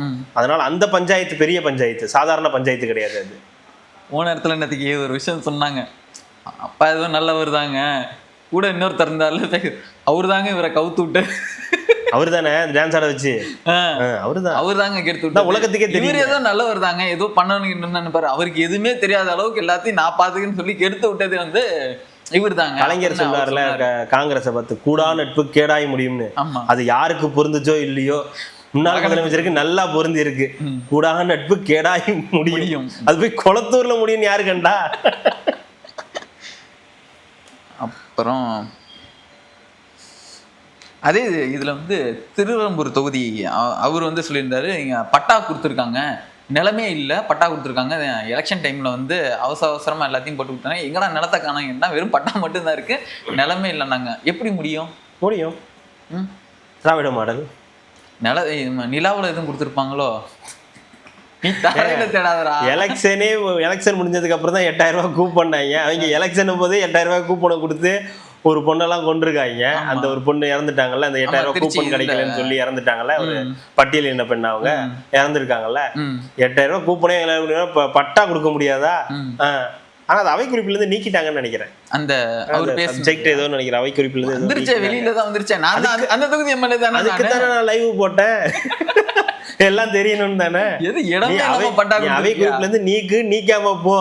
நான் லைவ் போட்டேன், மக்கள் பார்த்துட்டான், டவுன்லோட் பண்ணி வச்சுட்டான், ஃபியூச்சர்ல தேவைன்னா எடுத்து போட்டு யூஸ் பண்ணிப்பான். இப்ப இந்த செய்தி நான் எல்லா ஊர் ஃபுல்லாவே பரவும். இப்ப நாளைக்கு என்ன பண்ணுவாங்க, இங்க பாருங்க இந்த வெறும் பட்டா தான் இருக்குது, திமுக கொடுத்தது, நிலமும் காணா, எனக்கு வீடும் காணா, எதுவுமே காணான்னு வந்து நிப்பாங்க. அஃப்கோர்ஸ் நிக்க தான் செய்வாங்க. என்ன பிரச்சனை இருக்கோ அந்த வரதானங்க செய்வாங்க. அதாவது சொல்லுவாங்கல்ல, உப்பு தின்னவன் தண்ணி குடிச்சுதான், தப்பு செய்தவன் தண்டனை அனுபவிச்சு ஆகணும். ஓகே, கிடுக்கு முடிஞ்சிருச்சு. நல்ல விஷயம். சட்டமன்றத்துக்குள்ள போனாலே ஒரு மாதிரி மண்டலம் பிரஷர் ஆகுங்க. விட்டுருங்க போதும், அது நாளைக்கு பாத்துக்கலாம். சட்டம் நாளைக்கு என்ன 12? ஆமா, அப்ப நாளையோட முடிஞ்சிரும்டா. 13, 14, 15 கிடையாது. நாளைக்கு தானே இது கவுண்டர் அட்டாக், நாளைக்கு தானே நடக்கும். ஏதோ நடந்துட்டு போகுது, நாளையோட முடிஞ்சதுன்னா சந்தோஷம் தான். ஏன்னா அடுத்த 3 நாள் சுதந்திர தினம், இதனால வந்து விடுமுறை விட்டுருவாங்கன்னு நினைக்கிறேன். நாளைக்கு என்ன புதனா? இல்லங்க, அதாவது அங்க போய் ஜார்ஜ் கொடி ஏத்துற நிகழ்ச்சி அது அது வேற லைவ் ஓடிட்டு, அது ஓடட்டையா, அதுல இந்த பஞ்சாயத்து இருக்காதுல்ல. அவரு போவாரு, கொடி ஏத்துவாரு, ஆளுநர் வருவாரு, நிப்பாரு, போவாரு, அந்த மாதிரி தான் இருக்குமே தவிர இந்த பஞ்சாயத்து இருக்காது. பாத்துக்கலாம். நீங்க அப்படி நினைக்கிறீங்க பஞ்சாயத்து இருக்காதுன்னு. அன்னைக்கும் பஞ்சாயத்து இருக்குது. அங்க இன்னொரு ஜார்ஜ் கோட்டையை செட்டு போடுவாங்க. அங்க இருந்து அப்பா நாங்க தான் இன்னும் தமிழ்நாடு முதலமைச்சர், நாங்க தான் இன்னும் இது இருக்கோம், அவர் அங்க இருந்து கொடியேற்றுவாரு. சேனல்ஸ் எல்லாமே இப்ப அப்பாவை போய் எடுக்கிறதா இல்ல வந்து இங்க வந்து இவர் எடுக்கிறதான்னு குழம்பிட்டு இருப்பாங்க. இன்னைக்கு காலையில லைவ் போயிட்டு இருக்கும் போதே சட்டசபை முதலமைச்சர் இதுக்கு பிரசிடென்சி காலேஜ் வந்துட்டாருன்னே லைவை கட் பண்ணிட்டு அங்க வந்துட்டாங்க. இது எதுக்கு சொல்றேன்னா அதுக்காக சொல்றேன். சிரிக்காதரா. அப்புறம் வானதி ஸ்ரீனிவாசன் நல்ல ஒரு ஹியூமன் பீயிங் தான் அவங்க. ஒரு காலத்துல திமுக ஏதோ உங்க சைடு அப்படியே நெருங்கி வர மாதிரியே இருக்குதே அப்படின்னு கேட்டதுக்கு இம்சை அரசன் தானே. ஆமா, அந்த கட்டி போட்டு இருக்கிறதா ஒற்றன் வருகிறான், ஆபத்து வந்து கொண்டிருக்கிறது எப்பொழுது அந்த மாதிரி வானதி ஸ்ரீனிவாசன் வந்து நிரந்தர எதிரி. நீங்க வானதி ஸ்ரீனிவாசன் பேசுனது மட்டும் பாக்குறீங்க. இந்த 2 நாளைக்கு முன்னாடி இவங்க பேசியிருந்தாங்க, எக்ஸ் எம்பி கனிமொழி சோமு அவங்க பேசியிருந்தாங்க. அரசியலில் நிரந்தர எதிரியும் இல்லை நண்பனும் இல்லை அப்படின்னு சொல்லிட்டாங்க. இவ்வளவு நாள் என்ன சொன்னாங்க? ஏங்க பிஜேபி தாங்க எங்க கொள்கை எதிரி, நாங்க அவங்க கூட சேரவே மாட்டோங்க, எந்த காலத்துல எங்களுக்கு அவங்களுக்கும் ஒத்து வராதுங்க, நாங்க கருப்பு கூட பிடிச்சதான்லாம் பேசிட்டு இருந்தாங்க. புட்டா கருப்பு பலூன் தான் விடுவோம், மத்தபடி எந்த பலூனும் விட மாட்டோம்னு சொன்னவங்க இப்ப அரசியலில் நண்பரும் இல்லை எதிரியும் இல்லைன்ட்டாங்க. இப்ப அதே டயலாக் இவங்க வானதி ஸ்ரீனிவாசன், 2 பேருமே பெண்கள், 2 பேருமே வந்து முக்கியமானவர்கள் தான். இவங்களும் இந்த கட்சியில முக்கியமானவங்க, இவங்களும் இந்த கட்சி ஒரு 2ஆம் கட்ட தலைவர், இவங்களும் வந்து 2ஆம் கட்ட தலைவரா வந்து இருக்காங்கன்னா நாம் இதையெல்லாம் பொருத்தி பார்க்க வேண்டும். சாதாரணமாக இதையெல்லாம் நம்ம வந்து கடந்து போக வந்து முடியாது. ஏன்னா இவங்க ஏதோ ஒரு கணக்கோட தான் இருக்காங்க. நம்ம எப்படிங்க திமுகவோட சேர முடியும்னு அவங்க சொல்லல, நம்ம எப்படிங்க பிஜேபியோட சேர முடியும், அது எப்படிங்க சாத்தியம் அப்படின்னு இவங்களும் சொல்லல. அப்போ வெளியே பேசக்கூடிய விஷயங்கள், கனிமொழி அவங்க என்ன சொல்றாங்க, இந்த கூட்டத்தொடர்ல அந்த மாதிரி எதுவும் எங்களுக்கு இன்ஃபர்மேஷன் கொடுக்கல. என்ன பிஜேபி வந்து டைரக்டா அவங்க கிட்ட காதுல சொல்லுமா, கனிமொழி எம்பி அவர்களே இந்த முறை வந்து நாங்க வந்து அந்த மாதிரி பண்றதா இல்ல, அடுத்த முறை தான் வச்சிருக்கோம், அதனால இந்த முறை நீங்க ஆடுறபடி ஆடுங்க அப்படின்னு சொல்லுவாங்க. அதை வந்து இவங்க வந்து சொல்லுவாங்களா, பிரஸ் மீட்ல இது வந்து சொல்லுவாங்களாம். அப்போ அதுக்கு முன்னாடி வந்து சொன்னாங்களா அவங்க கிட்ட கொளுத்தினார்ல, ஆமா ஓஹோ அப்படின்னு கொளுத்தினார்ல, கருப்பு சட்டை கொளுத்துனீங்க. அது என்ன டைலாக் சூப்பர் ஸ்டார் சொல்லுவாரு பஸ்ல, புரிய வச்சு இந்த தேவாவை பத்தி தெரிஞ்சு ஸ்டாலினை பத்தி தெரிஞ்சிருந்தும் உங்க ஆட்டத்தை என்கிட்டயே காட்டினீங்கன்னா அப்ப எல்லாம் பேசுனீங்களா, வசனம் எல்லாம் பேசுனீங்களே, அப்போ உங்ககிட்ட வந்து ஸ்பெஷலா சொன்னாங்களா, மேடம் கனிமொழி மேடம் வந்து கொண்டு வர போறாங்க ரெடி ஆயிக்கிங்க, அப்பா உங்க அண்ணனை போய் கொளுத்த சொல்லுங்கன்னு வந்து சொன்னாங்களா? இல்ல அப்புறம் இப்ப மட்டும் இப்படி வந்து சொன்னாங்க, அது அப்பயே சொல்லியிருக்கணும்ல. அந்த மாதிரிலாம் அண்ணா அந்த மாதிரிலாம் எதுவும் இல்லை, நீங்க உருட்டிட்டு இருக்காதீங்க, இந்த நேரத்துல போயிட்டு கருப்பு சட்டையெல்லாம் உங்களுக்கு நல்லா இல்லை, பார்க்கவும் ஒன்றும் இன்ட்ரெஸ்டிங்கா இல்லை, இப்பவே நீங்க பேண்ட் போட்டு இருக்கிறதெல்லாம் ஒரு மாதிரி தான் கலாச்சிக்கிட்டு இருக்காங்க அப்படின்னு சொல்லியிருக்கணும்ல. அதை விட்டுட்டு இன்னைக்கு வந்து அந்த மாதிரிலாம் எதுவும் இல்லைன்னு சொன்னீங்கன்னா அதை வந்து இவங்க எடுத்துக்கிட்டாங்க, ஓ இப்படியும் பண்ணலாமான்னு சொல்லிட்டு தாவே காண பண்ணிச்சு, இப்ப நான் பண்றேன் பாரு அப்படின்னு அவங்க எடுத்துக்கிட்டு நாங்க பண்றோம் பாருங்க, இப்ப பாருங்க எல்லாரும் அனைத்து கட்சி கூட்டம் கூட்டுறேன்னு அவங்க ஒண்ணு கூட்டினாங்க. வரலையே, கொப்பனுக்கும் கொப்பன் ஒருத்தன் இருப்ப தானே செய்வான். அது மாதிரிதான் அது, நீங்க ஒண்ணு பண்ணீங்க அவங்க ஒண்ணு பண்ணாங்க, எல்லாம் கலைஞ்சு போச்சு, கலைஞ்சு. இப்போ நீங்க அந்த விஷயம் வந்து இவங்க விளையாட்டா எல்லாரும் வந்து அதெல்லாம் கிடையாது. திமுக இருக்கக்கூடியவங்க எல்லாம் இந்த இதுல எக்ஸ்ல இருக்கவங்க எல்லாம் கட்டமைக்க முயற்சி பண்றாங்க. நம்ம பிஜேபியோட இன்னொரு பக்கம் இன்னொருத்தங்கல நம்ம நம்பி இருந்த இந்த விசிக மதிமுக காங்கிரஸ் எல்லாம் ஒரு சோஃபா கொடுத்தோன்னே வெளியே போயிட்டாங்க. நம்ம மட்டும் ஏன் வந்து இவங்களுக்காக காத்திருக்கணும்? ஸ்டாலின் ஐயா நீங்க முடிவு பண்ணுங்க, நீங்க முடிவு பண்ணுங்க, நமக்கு அவங்களுக்கு என்ன நடந்தா என்ன, நம்ம பிஜேபியோட கூட்டணி வச்சு மத்திய அமைச்சரோட இடம் இது போட்டு பாக்குறது, இது மாதிரி வந்தா என்ன நடக்குது அப்படின்னு. அதாவது பழிக்கு பழி வாங்குறாங்களா, ரிவெஞ்ச் எடுக்கிறாங்களாமா. யார இவங்களை எல்லாம், யாரு விடுதலை சிறுத்தைகளை மதிமுக ஆளுன்னு அவங்கள பழி வாங்குறதுக்கு இவங்க பிஜேபியோட போய் சேருவாங்களாம். அந்த அளவுக்கு இவங்க போவாங்களாம். உண்மைதான் அது, அவங்க நினைச்சா போய் பண்ணக்கூடிய ஆட்கள் தான். இந்த ஏதோ ஒரு காமெடியில ராமர் சொல்றல, அப்படி நினைக்காதீங்க நான் பண்ணக்கூடிய ஆளு தான் அப்படின்ற மாதிரி பண்ணக்கூடிய ஆளுங்க தான் அப்படின்றதுனால அது இருக்கதான் செய்யுது. அதனால எப்ப வேணாலும் வடக்கும் தெற்கும் இணையலாம், கிழக்கும் மேற்கும் ஒன்றாகலாம். டாக்டர் படத்துல சொல்ற மாதிரிதான், என்ன இவளுக்குலாம் ஒரு நல்ல திமிரு பிடிச்சா, எனக்கும் திமிரு வராதுன்னு யார் அங்கிள் சொன்னா, எனக்கும் வரும், நான்லாம் கூட்டணி வைக்க மாட்டேன்னு யாரு சொன்னா, நான் வைப்பேன். அதுக்கு அவங்க அம்மா சொல்லுவாங்கல்ல, அழகு இருக்கிற இடத்துல அறிவு இருக்காது, அது உண்மைதான், இதை பார்த்து தெரிஞ்சுக்க அப்படின்னு. அழகா இருக்கிறது ஆபத்தும் கூட. சரி ஓகே, இந்த சைடு இப்போ போயிடுவோம். அகிலு மேகான்னு இல்லை ரொம்ப சீரியஸாக இதுக்குள்ளே அரசியலுக்குள்ளேயே போயிட்டு இருக்குல்ல அது இல்லை இது முக்கியமான கண்டென்ட் தான். கண்டென்ட் அதாவது சும்மா இது பொழுதுபோக்கு கிடையாது, அதில் விஷயம் இருக்கு. அகில் மேகான்னு சொல்லிட்டு ஒரு வீலாக் பண்றவங்க, கப்புள் வீலாக். ஆமா, கப்புள் லாக் பண்றவங்க கேரளால இருக்கு. இன்னைக்கு அவங்கள பார்த்து எல்லாரும் லாக் பண்ணிட்டு. ஆமா, எங்க பார்க்கும்போது ஒரு இன்ஸ்பிரேஷனா இருக்காங்க. இந்த பாரு கப்புளா விஷயத்த சொல்லுங்க. அவங்க 2 பேரும் இந்த மாதிரி லாக் பண்ணுறது போகிறது வர்றதுன்னு இருந்திருக்காங்க.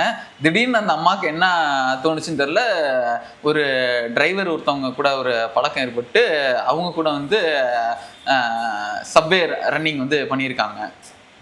அதனால அது என்னென்னா சும்மாலாம் போல் வீட்டிலேருந்து நகை எல்லாத்தையும் எடுத்துகிட்டு அவங்க கூட சப்வே சர்வ் பண்ண விளாண்டுருக்காங்க.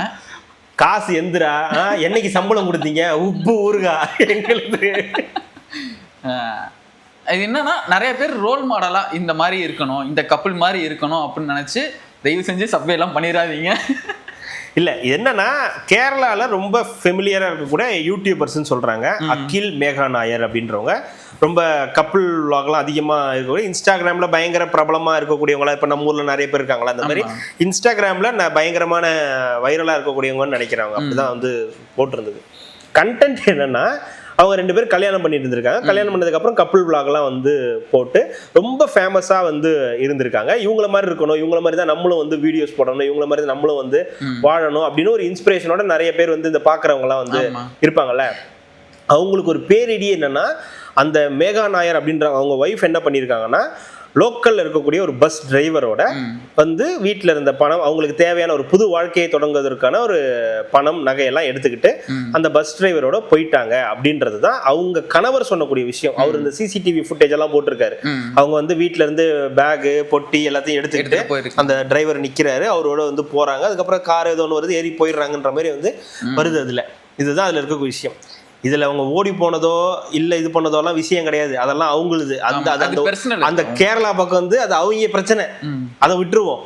நம்ம கண்டென்ட் என்ன சொல்லணும்னா, நான் ஜென்ரலா நார்மலா இப்ப நம்ம இருக்கக்கூடிய வீட்டுல இருக்கக்கூடியவங்க இல்ல நம்ம பார்க்கக்கூடிய ஆட்கள் எல்லாருமே, நம்ம வீட்டுல இருக்க சின்ன பசங்களாம் கூட இன்ஸ்டாகிராம பார்த்துட்டு இந்த கடைக்கு போகணும், இன்ஸ்டாகிராம்ல யாரோ ஒருத்தங்க உட்காந்து எங்கேயோ சாப்பிட்டுட்டு இது நல்லா இருக்கு இங்க போய் சாப்பிடலாம் அப்படின்னு சொல்றது, இந்த கடைக்கு போனேன் இது நல்லா இருக்கு இதை போய் சாப்பிடுங்க அப்படின்னு சொல்றது, இதை வாங்குங்க இந்த மாதிரி பண்ணுங்க, அப்புறம் ஃபேமிலியை வச்சு வீடியோ போடுறது, ஃபேமிலியில நாங்க வந்து இப்படி பண்றோம். நம்ம இர்ஃபான் பிரதர் இருக்காரு, அவர் வந்து இந்த மாதிரி துபாய்க்கு போய் வீடியோ, அதெல்லாமே ஒரு இன்ஸ்பிரேஷன் மாதிரி தானே. அப்ப பணம் இருக்கிறவங்க அதெல்லாம் பண்ணலாம் அப்படின்னு. அப்போ இந்த இன்ஸ்டாகிராம் இன்ஃப்ளூயன்சர் அப்படின்றது இப்போ அது இல்லாம இந்த காலேஜுக்குலாம் வேற கூப்பிடுறானுங்க கேனையனுங்க. சில பேர் காலேஜ்ல கூப்பிட்டு வேற செலிபிரிட்டி, அவன் யாருன்னே நம்ம பார்த்துருக்க மாட்டோம், அவன் ஒரு செலிபிரிட்டின்னு சொல்லி அவனை கூப்பிட்டு வந்து காலேஜில் நிக்க வச்சு ஆடுனன்ல அந்த மாதிரி, அதான் இந்த மாதிரி ஆடி இருக்கேன்ல, இந்த மாதிரி பைத்தியக்கார வேலையெல்லாம் பார்ப்பாங்கல்ல. அந்த மாதிரி இருக்கும்போது இந்த மாதிரி இன்ஸ்டாகிராம் கப்புள்ஸ் இருக்கிறாங்க. அந்த மாதிரி அவங்கள ஒரு ரோல் மாடலாவோ அவங்க சொல்றதையோ நீங்க முழுசா நம்பணும்னு எந்த அவசியமும் வந்து கிடையாது. அது மாதிரி நம்பாதீங்க, எல்லாரையும் அந்த மாதிரி வந்து நம்பாதீங்க. இப்போ ஜென்ரலா ஒரு வீடியோ போடுறோம், நம்ம பாக்குறீங்க, நல்லா இருக்கு நல்லா இல்ல கமெண்ட் பண்ற, அதோட நிறுத்திக்கிங்க. இவங்கள மாதிரி நம்ம ஆகணும், அவங்கள மாதிரி நம்ம ஆகணும். அதுவும் குறிப்பா இந்த இன்ஸ்டாகிராம்ல இருக்கிற வாழ்க்கையோட வந்து உங்களுடைய வாழ்க்கையை வந்து கனெக்ட் பண்ணிக்கணும்னு நினைக்காதீங்க. அது பெரிய ஆபத்துல தான் வந்து முடியும். நல்லா இருக்குன்னா சந்தோஷப்படுங்க, அந்த வீடியோவை ஷேர் பண்ணுங்க, அவங்கள வந்து மகிழ்ச்சி படுத்துங்க, ஏதாவது வந்து சந்தோஷமா இருக்கு. அதை விட்டுட்டு அதே மாதிரி நம்ம இருக்கணும். ஏன்னா இது நான் நிறைய சின்ன பசங்கள்ட்ட பாக்குறேன், ஊர்ல இருக்கிற பசங்கள்ட்ட எல்லாம் நாங்க சென்னைக்கு வரணும், சென்னைக்கு வந்து இந்த கடைக்கு போகணும், ஏன் இந்த கடைக்கு போகணும், உனக்கு எப்படி இந்த கடை தெரியும்னா நான் இன்ஸ்டாகிராம்ல பார்த்தேன். ஒன்று காட்டுறாயா, ஒரு ஷவர்மானு ஒன்று காட்டுறான், அது பார்த்தா நமக்கே டெம்ட் ஆகும்னு வச்சுங்களேன். அது பார்த்தோம்னா கட் பண்றான் பயங்கரமா, அது பண்றது அதெல்லாம் போட்டு கொடு, அது நல்லா இருக்கா நல்லா இல்லைன்னு சாப்பிட்டு பார்த்தா தானே தெரியும். அவன் சாப்பிட்டு சூப்பரா இருக்குன்றான், அதுல உப்பு இருக்கா என்னன்னு கூட தெரியாது, சரியா காரம் இருக்கா என்னன்னு கூட தெரியாது, ஆனா அந்த கடைக்கு தான் போகணும் அப்படின்னு இவங்க வந்து இன்ஃப்ளூயன்ஸ் பண்றதா இருக்கட்டும். அதே மாதிரி நாங்க இப்படி இருக்கோம், நாங்க இவ்வளவு சந்தோஷமா இருக்கோம், நாங்க அப்படி இருக்கோம், நாங்க இந்த கடைக்கு போனோம், எங்களுக்கு இது கிடைக்குது அது கிடைக்குதுன்னு அவங்கள பார்த்து இன்ஸ்பிரேஷன் ஆகாதீங்க அப்படின்றதான் இந்த கண்டென்ட்ல இருக்கக்கூடிய விஷயம். நிறைய இருக்கு. இப்போ நீங்க சொல்ற ரியல் லைஃபுக்கும் ரியாலிட்டிக்கும் இதுக்கும் சம்பந்தமே இருக்கவே இருக்காது. நம்மளும் பார்த்துருந்தோம். இப்போ இந்த கூகுளில் ரிவ்யூ போடுறாங்க, நம்மளே ஒன்று பார்க்குறோம்ல, ஒரு ட்ரெஸ்ஸு வாங்குறோம் அப்படின்னா உடனே ஆன்லைனில் போய் பார்க்குறது, கீழே வந்து ரிவ்யூவாக போட்டிருப்பாங்க, நல்லா இருக்கு ஆஹா ஓஹோன்னு போட்டிருப்பாங்க, வரும்போது தான் தெரியும் ஒன்றுமே இருக்காது. அது எல்லாமே வந்து அவங்களே வந்து கொடுத்து பெய்ட் ரிவ்யூ வந்து போட்டு இல்லை அவங்களே பாட் பீஸ் வச்சு பண்ணுறது. அந்த மாதிரிலாம் இருக்கும். இது மாதிரி பார்த்து தான் அவங்க வந்து ஏமாந்துறாங்க. இதுதான் லைஃபு, இந்த மாதிரி தான் இருக்கணும். ஏன்னா நிறைய பேர் ஆன்லைன்லேயே வாழ்றவங்கலாம் இருக்காங்க. இல்ல ஜென்ரலா சொல்றேன், ஆன்லைன்லயே வாழ்றவங்க எல்லாம் கூட இருக்காங்க. எல்லாமே ஆன்லைன்ல தான் வாங்குவாங்க. கடைக்கு போய் வந்து பொருளே வாங்க மாட்டாங்க. ஒரு மெட்டீரியலை பார்த்து வாங்க, எல்லாமே ஆன்லைன் தான், டைரக்ட் ஆன்லைன் தான். ஏதோ ஒரு பொருள் 2 பொருள் வாங்கலாம் ஆன்லைன்ல, சரி ரைட் இது நல்லா இருக்கு நல்லா ஏதோ ஒன்று சொல்றாங்கன்னா அதை வச்சோம். ஒட்டுமொத்தமாவே ஆன்லைன்ல மட்டுமே வாழ்ற டீம் எல்லாம் வந்து இந்த உலகத்துல வந்து இருக்குன்றது சமீப காலமா தெரிஞ்சுக்கிட்ட விஷயங்கள். இன்னும் லைட்டா நீ சொல்றீங்க. இல்ல உங்களை சொல்றேன், நீங்க என்ன அந்த சின்ன சின்ன பொருள்லாம் வாங்குவீங்க. ஆமா அவ்வளவுதான். இவரு ஒண்ணு சொன்னாருங்க எனக்கு ஒரு நாள், என்னையா ஏதோ கோத்தோட போறீங்கன்னு தெரிஞ்சு போச்சு. சரி வேணாம் விடுங்க. ஷாம்புவா? ஆமா, ஆன்லைன்ல ஆர்டர் போட்டு உட்காந்துருக்காரு, ஷாம்புக்கு குளிக்காம உட்காந்துருக்காரு. ஏங்க இல்லையா ஆன்லைன்ல ஷாம்பு ஆர்டர் பண்ண வரல, கீழே கடைக்கு போனா 2 ரூபா ஷாம்பு தர போறா, வாங்கி போட்டு அப்புறம் என்ன பண்ணிருக்காரு, அந்த ஷாம்பு ஏதோ ஆர்டர் பண்ணிருக்காரு, அதுல ஷாம்பு வரல. இருங்க அதுல ஷாம்பு வரல. அதுக்கப்புறம் சோப்பு ஷாம்பா என்னென்ன ஆர்டர் பண்ணீங்க? அதுல 2 ஆர்டர் பண்ணீங்க நீங்க. ஏதோ ஒண்ணு வந்துருச்சு, ஒண்ணு வரல. ட்ரையரும் ஷாம்பு ஆர்டர் பண்ணிருக்காரு. ட்ரையர் மட்டும் வந்துகிட்டு இருக்கு, ஷாம்பு வரல, 2வது வருது போல. அந்த ஷாம்புக்காக ஒரு 1/2 மணி நேரம் உட்காந்து வந்துருக்காரு. அதுக்கப்புறம் அது வரலன்னு தெரிஞ்சதுக்கு அப்புறம் இங்க இருந்து கீழே போய் கடைக்கு போய் 2 ரூபா பாக்கெட் வாங்கிட்டு வந்து குளிச்சுட்டு அதுக்கப்புறம் அந்த ஷாம்பு வந்ததுக்கு அப்புறம் பெஸ்ட் வாங்கி வச்சுட்டு வந்திருக்காரு. இல்லை நான் 2தையும் ஆர்டர் போட்டேன்யா. 2மே ஆர்டர் போட்டோன்னே என்ன ஆச்சு, 1/2 மணி நேரத்தில் வந்துடும் அப்படின்னு பண்ணால் சரி வந்துருமே, அப்புறம் குளிச்சிருக்கலாம்னு பார்த்தோன்னா வெறும் ட்ரையர் தான் வந்துச்சு, ஷாம்பு வரல. என்னங்க இது மட்டும் தான் இருக்குது, அது வரலன்னா இல்லைங்க எலக்ட்ரானிக் ஐட்டம்ஸ்லாம் ஒரு இடத்துலேருந்து வரும், அது ஒரு இடத்துலேருந்து வரும்னா நானும் திருப்பி வெயிட் பண்ணிகிட்டே இருக்கேன், வரும்னு வரவே இல்லை, திருப்பி கேன்சல் ஆகிடுச்சு. அதுக்கப்புறம் திருப்பி 1/2 மணி நேரம் கழிச்சு திருப்பி வந்தாங்க. அதுக்குள்ள தான் நான் போய் ஷாம்பு வாங்கிட்டு வந்து குளிச்சுட்டு வந்தேன். இவரு அந்த இதுல இவருக்கு ஒரு 25% பங்கு இருக்குது. இந்த ஆன்லைன் இதுல இவருக்கும் கொஞ்சம் பங்கு இருக்குதா? இல்ல லைஃப் ஓரியன்டா சொல்றேன். இந்த மாதிரி இருக்கணும் அந்த மாதிரி இருக்கணும்னு நினைக்கிறதுக்கு நம்ம படம்லாம் வந்து இவங்க எல்லாமே பாக்குறதுலாம் இந்த அட்லி படம் இதெல்லாமே பார்த்துட்டு ஓ லவ்னா இப்படிதான் இருக்கும் போல இருக்கு, வாழ்க்கைலாம் இப்படிதான் இருக்கும் போல இருக்கு நினைச்சிட்டு இருக்காங்க. ஆனா நம்மளோட லைஃப் எல்லாம் பாலா படம் மாதிரியும் ராம் படம் மாதிரி தான் இருக்கும். அதுதான் ரியாலிட்டி, புரியுதுங்களா? ஆனா அது இந்த கருமத்தை நம்ம சொன்னா யாருக்கும் பிடிக்க மாட்டேங்குது. ராம் படம் மாதிரி இருந்தா கூட தப்பிச்சிடலாம், பாலா படம் மாதிரி இருந்ததுன்னா வாழ்க்கை முடிஞ்சது. அதுலயும் குறிப்பா சேது அதர்வா நடிச்ச படம் பரதேசி, அது மாதிரி மட்டும் வாழ்க்கை இருந்துடவே கூடாது. எதுல செத்துருவாங்க பரவாயில்லையா? இல்லையா அது நிஜமாலுமே இப்படி இருக்கியா? எல்லாரோட மைண்ட் செட்டும் இதே மாதிரி தான் இருக்கும், நம்மளும் இந்த மாதிரி இருக்கணும். நம்ம வாழ்க்கையில நம்ம நினைக்கிறதுனா சங்கர் படம் மாதிரி இருக்கணும், சங்கர் படம் மாதிரி பிரம்மாண்டமா இருக்கணும், முருகதாஸ் படம் மாதிரி கொஞ்சம் அறிவுபூர்வமா இருக்கணும் அப்படின்னு நினைக்கிறது. ஆனா நமக்கு கிடைக்கிறதெல்லாம் பாலா படம் தான் கடைசி வரைக்கும். ஸோ மக்களே ரியாலிட்டி வேற, இன்ஸ்டாகிராமோ இல்லை இந்த மாதிரி ஆன்லைன்ல இதாகிற நம்ம பார்க்கறது, திரையில பார்க்கறது எல்லாமே வேற, ரியாலிட்டி வேற. அது முதல் புரிஞ்சுக்குவாங்க. நீங்க சொன்னோன்னே எனக்கு பாலா படம் ஒரு பக்கத்துல, நம்ம வாழ்க்கை எப்பவுமே மிஸ்கின் படம் மாதிரி தான் இருட்டிலேயே போயிட்டு இருக்கு, ஒரு வெளிச்சமே வர மாட்டேங்குது அப்படின்னு ஒரு இது தாட்டு. இது என்னன்னா கற்பனைக்கு வந்து வேற மாதிரி கொண்டு போயிடுறாங்க. காதல்னா இது இப்படிதான் பண்ணணும் போல இருக்குது, குடும்பம்னா நம்ம இப்படிதான் இருக்கணும் போல இருக்கு, அப்பா கிட்ட எல்லாம் நம்ம இந்த மாதிரி தான் இருக்கணும், அம்மா கிட்ட எல்லாம் இந்த மாதிரி தான், ஃப்ரெண்ட்ஸ் கிட்ட நம்ம இந்த மாதிரி தான் நடந்துக்கணும் போல இருக்கு, அவன் எது கேட்டாலும் நம்ம பண்ணக்கூடாது, இந்த மாதிரியே கொண்டு போயிட்டு இருக்காங்களா. மைண்ட் செட் அப்படியே மாத்துறானுங்க மக்களோட மைண்ட் செட்டை. ஈவெண்ட் வரல, உன் சைடு வரல. சரி திரையிலேருந்து அடுத்தது போயிடலாம். மறுபடியுமா? ஆமா, தனுஷ் தெரியுங்களா? தெரியும், ரொம்ப வருஷமாவே தெரியும். இப்ப விட்டா வெறும் கரை படத்துல வந்து நடிச்ச தனுஷ் தான். கரை இல்லைங்க, படம் பேரே நமக்கு சரியா வருமா? கரை. ஆமா கரை, நீங்க சொல்றது கரை. அவர் கரையில இல்ல, கரை. ஒரு ஐ நான் எக்ஸ்ட்ரா தான் கொடுத்துருக்கேன். அப்போ என் பெருந்தன்மையான மனசை நீங்கள் பாராட்டணும். ஐ எக்ஸ்ட்ரா போடக்கூடாது. கரை படத்தில் இப்போ கொடுத்தா டைட்டில் கார்டு வந்து வெறும் தனுஷன் தான் வரும். இப்போ நீங்கள் இதை ரிலீஸ் பண்ண விடலன்னு வச்சுக்கோங்களேன், சிஎம் தனுஷன் ஒரு அடுத்த 5 வருஷத்தில் எப்படி வசதி? சரி அந்த படம் எப்போதான் ரிலீஸ், அது முதல்ல சொல்லுங்க. அது 2 வருஷமாச்சு. நீங்கள் வேற நெட்ஃப்ளிக்ஸில் ரிலீஸ் பண்ணி விட்டாங்களாம். ஆமாம், யாருக்கும் தெரியாம கரை படத்தை. இல்ல தியேட்டர்ல எல்லாம் போயிருச்சுல, அப்புறம் தானே ரிலீஸ் பண்ணிருக்காங்க. திருட்டுத்தனமா நெட்ஃபிளிக்ஸ்ல பண்ணிட்டாங்களாங்க கரை படத்தை. அப்படியா? புரியல. நெட்ஃபிளிக்ஸ் திருட்டுத்தனமான எனக்கு ஒன்றும் புரியல. புரியுதா? இதுதான் நடந்துகிட்டு இருக்கு. அதாவது அதை ஏங்க இப்போ கொண்டு வந்து அடிச்சுக்கிட்டு இருக்கீங்க? இல்லை நானும் பார்த்துக்கிட்டே இருக்கேன். டீனா உனக்கு பயமா? தனுஷ் கே ராஜானா யாருன்னு தெரியுமா? நான் வந்து தெரியுமா? தெரியலங்க. தனுஷ் யாரு தெரியுமா உங்களுக்கு? தனுஷ் தெரியுமா? மன்மதராசா தானே? யாரோட தம்பி? கஸ்தூர்ராஜா. செல்வராகவன் தம்பி. செல்வராகவன் யாரு? கஸ்தூர்ராஜா பையன். கஸ்தூர்ராஜா யாரு? சூப்பர் ஸ்டாரோட சம்பந்தி. சூப்பர் ஸ்டார் யாரா? கஸ்தூர்ராஜாவோட சம்பந்தி. இப்ப எதுக்கு இதெல்லாம் போட்டு ட்ரெண்ட் பண்ணிட்டு வந்துகிட்டே இருக்கீங்க? சமீப காலமா ஒரு 3 மாசத்துக்கு முன்னாடி வரைக்கும் நீங்க வந்து ஜனநாயகன் படத்தை ரிலீஸ் பண்ணீங்கன்னா தளபதி விஜய்னு வரும். நீங்க அதுவே நீங்க ரிலீஸ் பண்ண விட்டீங்கன்னா முதலமைச்சர் விஜய்னு வரும்னு சொன்னாங்கல்ல, நடந்துருச்சா? அப்ப சிரிச்சாங்கல்ல. அது மாதிரி இப்ப இவங்க ஒண்ணு ட்ரெண்ட் செட் பண்றாங்க. கரை படத்தை இப்ப ரிலீஸ் பண்ணீங்கன்னா தனுஷ்னு வரும். 4 வருஷம் கழிச்சு நாங்க ரிலீஸ் பண்ணோம்னா முதலமைச்சர் தனுஷ்னு வரும். பரவாயில்லையா? பைத்தியகார பையில அந்த படம் ரிலீஸ் ஆகி எவனுக்குமே தெரியாம ரிலீஸ் ஆனது தனுஷுக்கே தெரியாம வந்து இப்ப நெட்ஃபிளிக்ஸ்லயே அதை வந்து திருட்டுத்தனமா ரிலீஸ் பண்ணிட்டாங்க. வச்சு செய்யறானுங்க அவனுங்க. கரைன்னு ஒரு படம் வந்துருச்சு, அதுவே தெரியல அவங்களுக்கு. சாரி, அது எங்க சிஸ்டத்திலேயே அந்த படம் இருக்கு. டெலிட் பண்ணணுமான? ஓ ஆமால. இதுல என்ன இன்னொரு இதுனா எடுத்து கொடுத்தது. அதாவது நீங்க நினைக்கிற மாதிரி திருட்டு டவுன்லோட்லாம் கிடையாது. நெட்ஃபிளிக்ஸ்ல இருந்துதான் இருந்துச்சு.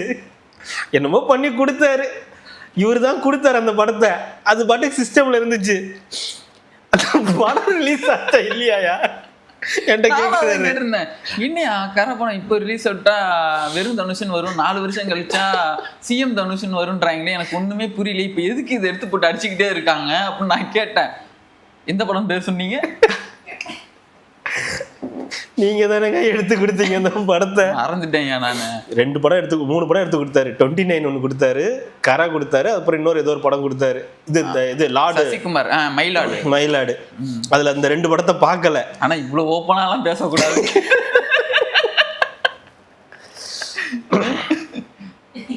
அது பிரைம்ல இருக்கு மயிலாடு, கரையும் நெட்ஃபிளிக்ஸ்ல இருக்கு. நான் எடுத்து கொடுத்தேன்னு டவுன்லோட் பண்ணி கொடுத்தேன்னு நினைச்சிருப்பீங்க. அதெல்லாம் கிடையாது, அக்கௌண்ட்ல இருந்து எடுத்து கொடுத்துருக்கேன். அந்த படத்தோட டைரக்டர் யாருன்னா போர் தொழில்னு ஒரு படம் பண்ண டைரக்டர். ஆமா, போர் தொழில் சீரிஸ். போர் தொழில் சீரிஸா படம் தான். ஆமா, சரத்குமார்லாம் நடிச்சிருப்பார்ல. ஆமா, அடுத்து அவர் இருக்காருல்ல. இருக்காரு. அந்த அவரு அந்த நம்ம அவர் பேர் என்ன, ஹீரோ பேரு? அசோக் செல்வன் நடிச்ச படம். அப்படி ஒரு படம், நல்ல படம். நான்லாம் ரொம்ப அந்த படத்தை தேட்டர்லையும் பார்க்கல, ஓடிடிலையும் பார்க்கல. டிவியில் ஒரு நாள் விஜய் டிவியில் போட்டுட்டு இருந்தான். 350 விளம்பரம் போட்டான். பரவாயில்லன்னு உட்காந்து நைட்டு வரைக்கும் 12:30 வரைக்கும் உட்காந்து பார்த்து அந்த படத்தை பார்த்து முடிச்ச அந்த படத்தை. அப்படி ஒரு டைரக்டர் எடுத்த படம் எங்க இருக்கு? எப்போ ரிலீஸ் மட்டும் சொல்லுங்கன்றானுங்க. இப்ப டேய் அதை ரிலீஸ் பண்ணி முடிச்சு ஓடிடிக்கு அனுப்பி விட்டாச்சுரா 2 வாரத்துல. இப்போ வந்து எப்போ ரிலீஸ்ன்னு கேட்டுக்கிட்டு இருக்கானுங்க. என்ன அப்படி வேகமா இருக்குது அரசியல்? அது கூட இல்லைங்க. அடுத்தது அது ஏஐ தான். கொள்கை தேர்தலாம் கூட ரிலீஸ் பண்ணிட்டாங்கன்னு நினைக்கிறேன். இடது பக்கம் எம்ஜிஆர், வலது பக்கம் வந்து அண்ணான்னு நினைக்கிறேன். அண்ணா இல்லை, அண்ணா வரணும், இவர் காமராஜர். நாங்களாம் எம்ஜிஆர் காமராஜரை கொள்கை தலைவராக வச்சுக்க கூடாதா? ஒன்றும் புரியலங்க. எனக்கும் மக்களுக்கு நல்லது பண்ணணும்னு எனக்கு ஆசை தான். என்னுடைய வயசு ஃபுல்லாகவே நான் மக்களுக்காக சேவை பண்ணணும்னு நானும் ஆசைப்படுறேன் தான். இந்த பணம் மட்டும்தான் இல்லைன்னா நான் சினிமாலேயே நடிக்க போயிடுவேன். ஐயா, நான் சொல்கிறத கேளுங்க. தனுஷ் அவர்கள் அரசியலுக்கு வரக்கூடாதுன்னு யாரும் சொல்லலை. நீங்க வந்து வரக்கூடாது அப்படிலாம் இல்லை. இப்போ விஜய் அவர்கள் என்னன்னா என்ன பிரச்சனைனா, ஒன்று நடந்துருச்சுன்னா அதே மாதிரி நிறைய வரும்ல. ஒரு ஒரிஜினல் இருக்கும்போது இப்போ டூப்ளிகேட், இப்போ ஒரு ஐபோன் இருக்குன்னா அதே மாதிரி டூப்ளிகேட்ஸ் நிறைய வந்து போடுவாங்க. அதே ரிங்டோட இவங்களையும் வச்சு கொடுப்பானுங்களே. அந்த மாதிரி தான் இது. இவர் வர்றதுனால நன்மையா தீமையான்றதெல்லாம் தாண்டி இவர் இப்படி எப்படி பார்ப்பாங்க? இவர் வந்தாரு, அதை ஃபாலோ பண்ணி இவர் வராரு. எம்ஜிஆர் வந்தாரு, எம்ஜிஆருக்கு அப்புறம் நிறைய பேர் வந்தாங்க, யாரும் சொல்லிக்கல. அதுக்கப்புறம் ஒருத்தர் வராரு, அவரால் தான் இது பண்ண முடியுது. இப்போ உடனே அடுத்த சாய்ஸை மக்கள் வந்து இவங்களை தேர்ந்தெடுத்துருவாங்களா? அந்த கேள்வி இருக்குல்ல. வருவாரா, வரக்கூடாது? ஏன்னா இதே மாதிரி கேள்வி தான் விஜய் அவர்களுக்கும் இருந்துச்சு. ஜெயிப்பாரா, வைப்பாரா, இவர் எப்படி இந்த 2 கழகத்தை தாண்டி ஜெயிப்பாரு வைப்பாரெல்லாம் கேள்வி இருந்துச்சு. ஆனா இப்ப தனுஷ் அவர்கள் வரும்போது என்னன்னா, இன்னொரு ரசிகர்கள் இருக்காங்க மீன்ஸ் பயங்கரமான ரசிகர்கள் இருக்காங்க. 2K கிட்ஸ் எல்லாம் வந்து அவரோட ஃபேன்ஸ் தான், ஆல்ஃபாலாம் அவரோடது தான், பீட்டாலாம் அவரோடதுலாம் சொல்ல முடியாது. ஏன்னா அந்த ஃபேன்ஸ் அவருக்கு கிடையாது. எல்லாமே அரேஞ்ச்மெண்ட்ஸ் தான். அந்த மாதிரியான படங்களும் அவர் வந்து பெருசா பண்ணல, பிஆர் பண்ணிட்டு இருக்காங்க, அவ்வளவுதான். ஓப்பனா சொல்லணும்னா இதுதான் வந்து நடந்துகிட்டு இருக்கு. இந்த உட்காந்து நெட்ல உட்காந்துக்கிட்டு இதுல பண்ணிக்கிட்டு வார் ரூம் மாதிரி பண்ணிட்டு இருக்காங்க. நடக்கிறபடி நடக்கட்டும், கரை மட்டும் ரிலீஸ் ஆகட்டும். அதுக்கப்புறம் இருக்கு ஒவ்வொருத்தனையும் ஓட உடல. நான் சொன்னது ரிலீஸ்லயே அவனும் பார்க்கல, ரீரிலீஸ்ல பார்த்து கிழிச்சு அள்ளி தள்ளிடுவாங்க. ஆமா. சரி, அண்ணனுக்கு வருவோம். இது அண்ணன்னா சுப்ரீம் ஸ்டார் அண்ணனுக்கு போவோம். அவர் அண்ணன் கிடையாதுங்க, சுப்ரீம் ஸ்டார். அவர் அதுக்கு எல்லாத்துக்கும் மேல. அவர் எல்லாத்துக்கும் மேலனா என்ன சொன்னா? ஆமா இல்ல, ஆமா அதுதான் 150 வருஷம் வாழும். அண்ணனோட ஜிம் பாடி பார்த்துருக்கீங்களா? அதெல்லாம் பார்த்தது இல்லைண்ணா. ரீசெண்டாக நீங்கள் எந்த படம் எடுத்தாலுமே அண்ணன் சட்டையை கழட்டிடுவாரு. அர்ஜுனா அப்பயே பார்த்துருக்கேன் நான். அப்புறம் என்ன, அப்பயே கட்டு மஸ்தானா தான் இருப்பார். நாட்டாம குடும்பம் தானே எழுதலான்னு பார்த்தேன், எனக்கு நாட்டாமன்றது தமிழ் எழுத தெரியாதுன்றது. இங்க பாட்டுக்கு காட்டாம எழுது எதுக்கு இதெல்லாம்? நான் காட்டாமன்னு எழுதி நான் போய் சுப்ரீம் ஸ்டாரை பார்க்க. அந்த புத்தியை பார்த்தீங்களா? நாட்டாம குடும்பம்னு பச்சை குத்தணுமா? இது எங்க இருந்து இந்த யோசனை வந்துச்சுன்னு தெரியல, எத்தனை மணிக்கு வந்துச்சுன்னு தெரியல. ஏங்க இப்ப பார்த்தோன்னு தெரியுமில்ல, இந்த மாஸ்டர் படத்துல நம்ம இந்த பாரு பார்த்தோன்னே எல்லாம் தெரியும். உருவம் 10 கொடு. மாஸ்டர் படத்துல எல்லாத்துக்கும் ஒரு இது, பவானி எல்லாத்துக்கும் போட்டுருப்பாரு. நான் என்ன சொல்றேன், இப்ப பவானி அந்த மாதிரி போட்டு விட்டாரு, அதனால பசங்களுக்கு கிடைக்குது, சாக்லேட் கிடைக்குது, புருவம் 10 கிடைக்குது, சோறு கிடைக்குது, கடையில் என்ன வேணுமோ வீடி சிகரெட்டு என்ன வேணுமோ கிடைக்குது. இப்ப நாட்டாம குடும்பம்னு கொண்டு போய் கொடுத்தா 1 கிலோ அரிசி கொடுப்பானா? நாட்டாம குடும்பமே வந்து கேக்குதுன்னா எப்பேற்பட்ட குடும்பம்? அந்த குடும்பத்துக்கு இன்னைக்கு ஒரு பிரச்சனை வந்திருக்குன்னா நாட்டாம குடும்பத்துக்கு கொடுப்பாங்க, உனக்கு கொடுப்பானா? தரமாட்டாங்க, கொடுக்க மாட்டான்ல. அப்புறம் என்ன இதுக்கு நாங்க நாட்டாம குடும்பம்னு எழுதிக்கணும்? முதல்ல இவர் எழுதணும், அதுக்கப்புறம் அவங்க ஒய்ஃப் எழுதணும், அதுக்கப்புறம் அவங்களோட முன்னாள் ஒய்ஃப் அவங்களும் வந்து இதுல தான் இருக்காங்க, எல்லாம் பேச்சுவார்த்தை தான் இருக்காங்க, அவங்க எழுதிக்கணும். அதுக்கப்புறம் வரலட்சுமி சரத்குமார் எழுதணும். அதுக்கப்புறம் அவங்களுடைய மகன்கள் யார் யாரெல்லாம் இருக்காங்களோ, ஏன்னா அவங்களோட லிஸ்ட் எல்லாம் நமக்கு தெரியாது, அவங்க எல்லாம் எழுதிக்கிட்டு வரட்டும். அதுக்கப்புறம் மற்றவர்கள் எழுதுறது, அவங்க ரசிகர்கள் தொண்டர்கள் எழுதுறதெல்லாம் நம்ம வந்து அப்புறம் பார்ப்போம். யாரு இது யாரு இருந்து நாட்டாம குடும்பம் அந்த குடும்பம் எழுதுறது? அவனா எழுதினாலும் நீயே கொண்டு போய் பிடிச்சி எழுதி வச்சு எல்லாம் இது பண்ணிட்டு நீயே வந்து நீ இப்படிலாம் அடிச்சுட்டு வந்தா நம்ம பார்க்கலாம்னு சொல்றது என்ன மாதிரி விதம்? அதுதாங்க, ஏன் முதல்ல நான் அவனை பார்க்கணும்? அந்த கேள்வி அவனுக்குள்ள வந்திருக்கணும், நமக்கு வந்து என்ன பிரயோஜனம்? ஆமா, அதாவது தண்ணி ஒரு மாபெரும் தலைவராகவே இன்னொரு நினைச்சுக்கிட்டு இருக்காரு. நான் ஒரு நாள் அவரை பார்த்தேன் விருகம்பாக்கத்துல, ஒரு 5 பேர் இருப்பாங்க, டக்குன்னு இறங்கினாரு. ஒரு சமத்துவ மக்கள் கட்சியோட கொடி ஒரு லைட்டா தூரிக்கிட்டு இருந்துச்சு, இந்த மாதிரி தூரல் போட்டுருச்சுன்னு வச்சுங்களேன். இறங்கினாரு, கொடி ஏத்தினாரு, டக்குன்னு கட்டிட்டு போயிட்டாரு. வந்ததும் தெரியல, போனதும் தெரியல. 5 பேர் வந்தாங்க, இறங்கினாங்க, டக்கு டக்குன்னு கட்டினாங்க, இறங்கி போயிட்டேருன்ட்டாரு. அவர் ஒரு மாலுக்கு போனா கூட எல்லாரும் சேர்ந்து அவரை பார்ப்பாங்க, அவர்கிட்ட போட்டோ எடுத்துப்பாங்க, அவ்வளவுதான் லிமிட்டு. நீங்க அதை விட்டுட்டு நீங்க உங்களை ஒரு பெரிய சூப்பர் ஸ்டார் ஆகும், நாங்க எனக்கு அதை விட பெரிய கூட்டம் இருந்துச்சு வச்சு இது போச்சுன்னா அதுக்கு ஒரு பேக்ரவுண்ட் இருக்கு. உங்களுக்கு கூட்டம் வரதுக்கு ஒரு சின்ன பேக்ரவுண்ட் இருக்கு, அது வேற. அண்ணன் சொன்னார்ல ஒரே குடும்பம், முதல்ல அண்ணனுக்கு குத்தி விடணும். நாட்டாமை குடும்பம்னு சொன்னார்ல அன்னைக்கு, நாட்டாம குடும்பம்னு முதல்ல அவர் கையில எழுதி குத்தி விடணும், நாட்டாம குடும்பம் அப்படின்னு, பழுவேட்டரையர் அப்படின்னு போட்டு எழுதி விட்டோம்னா கரெக்டா இருக்கும்.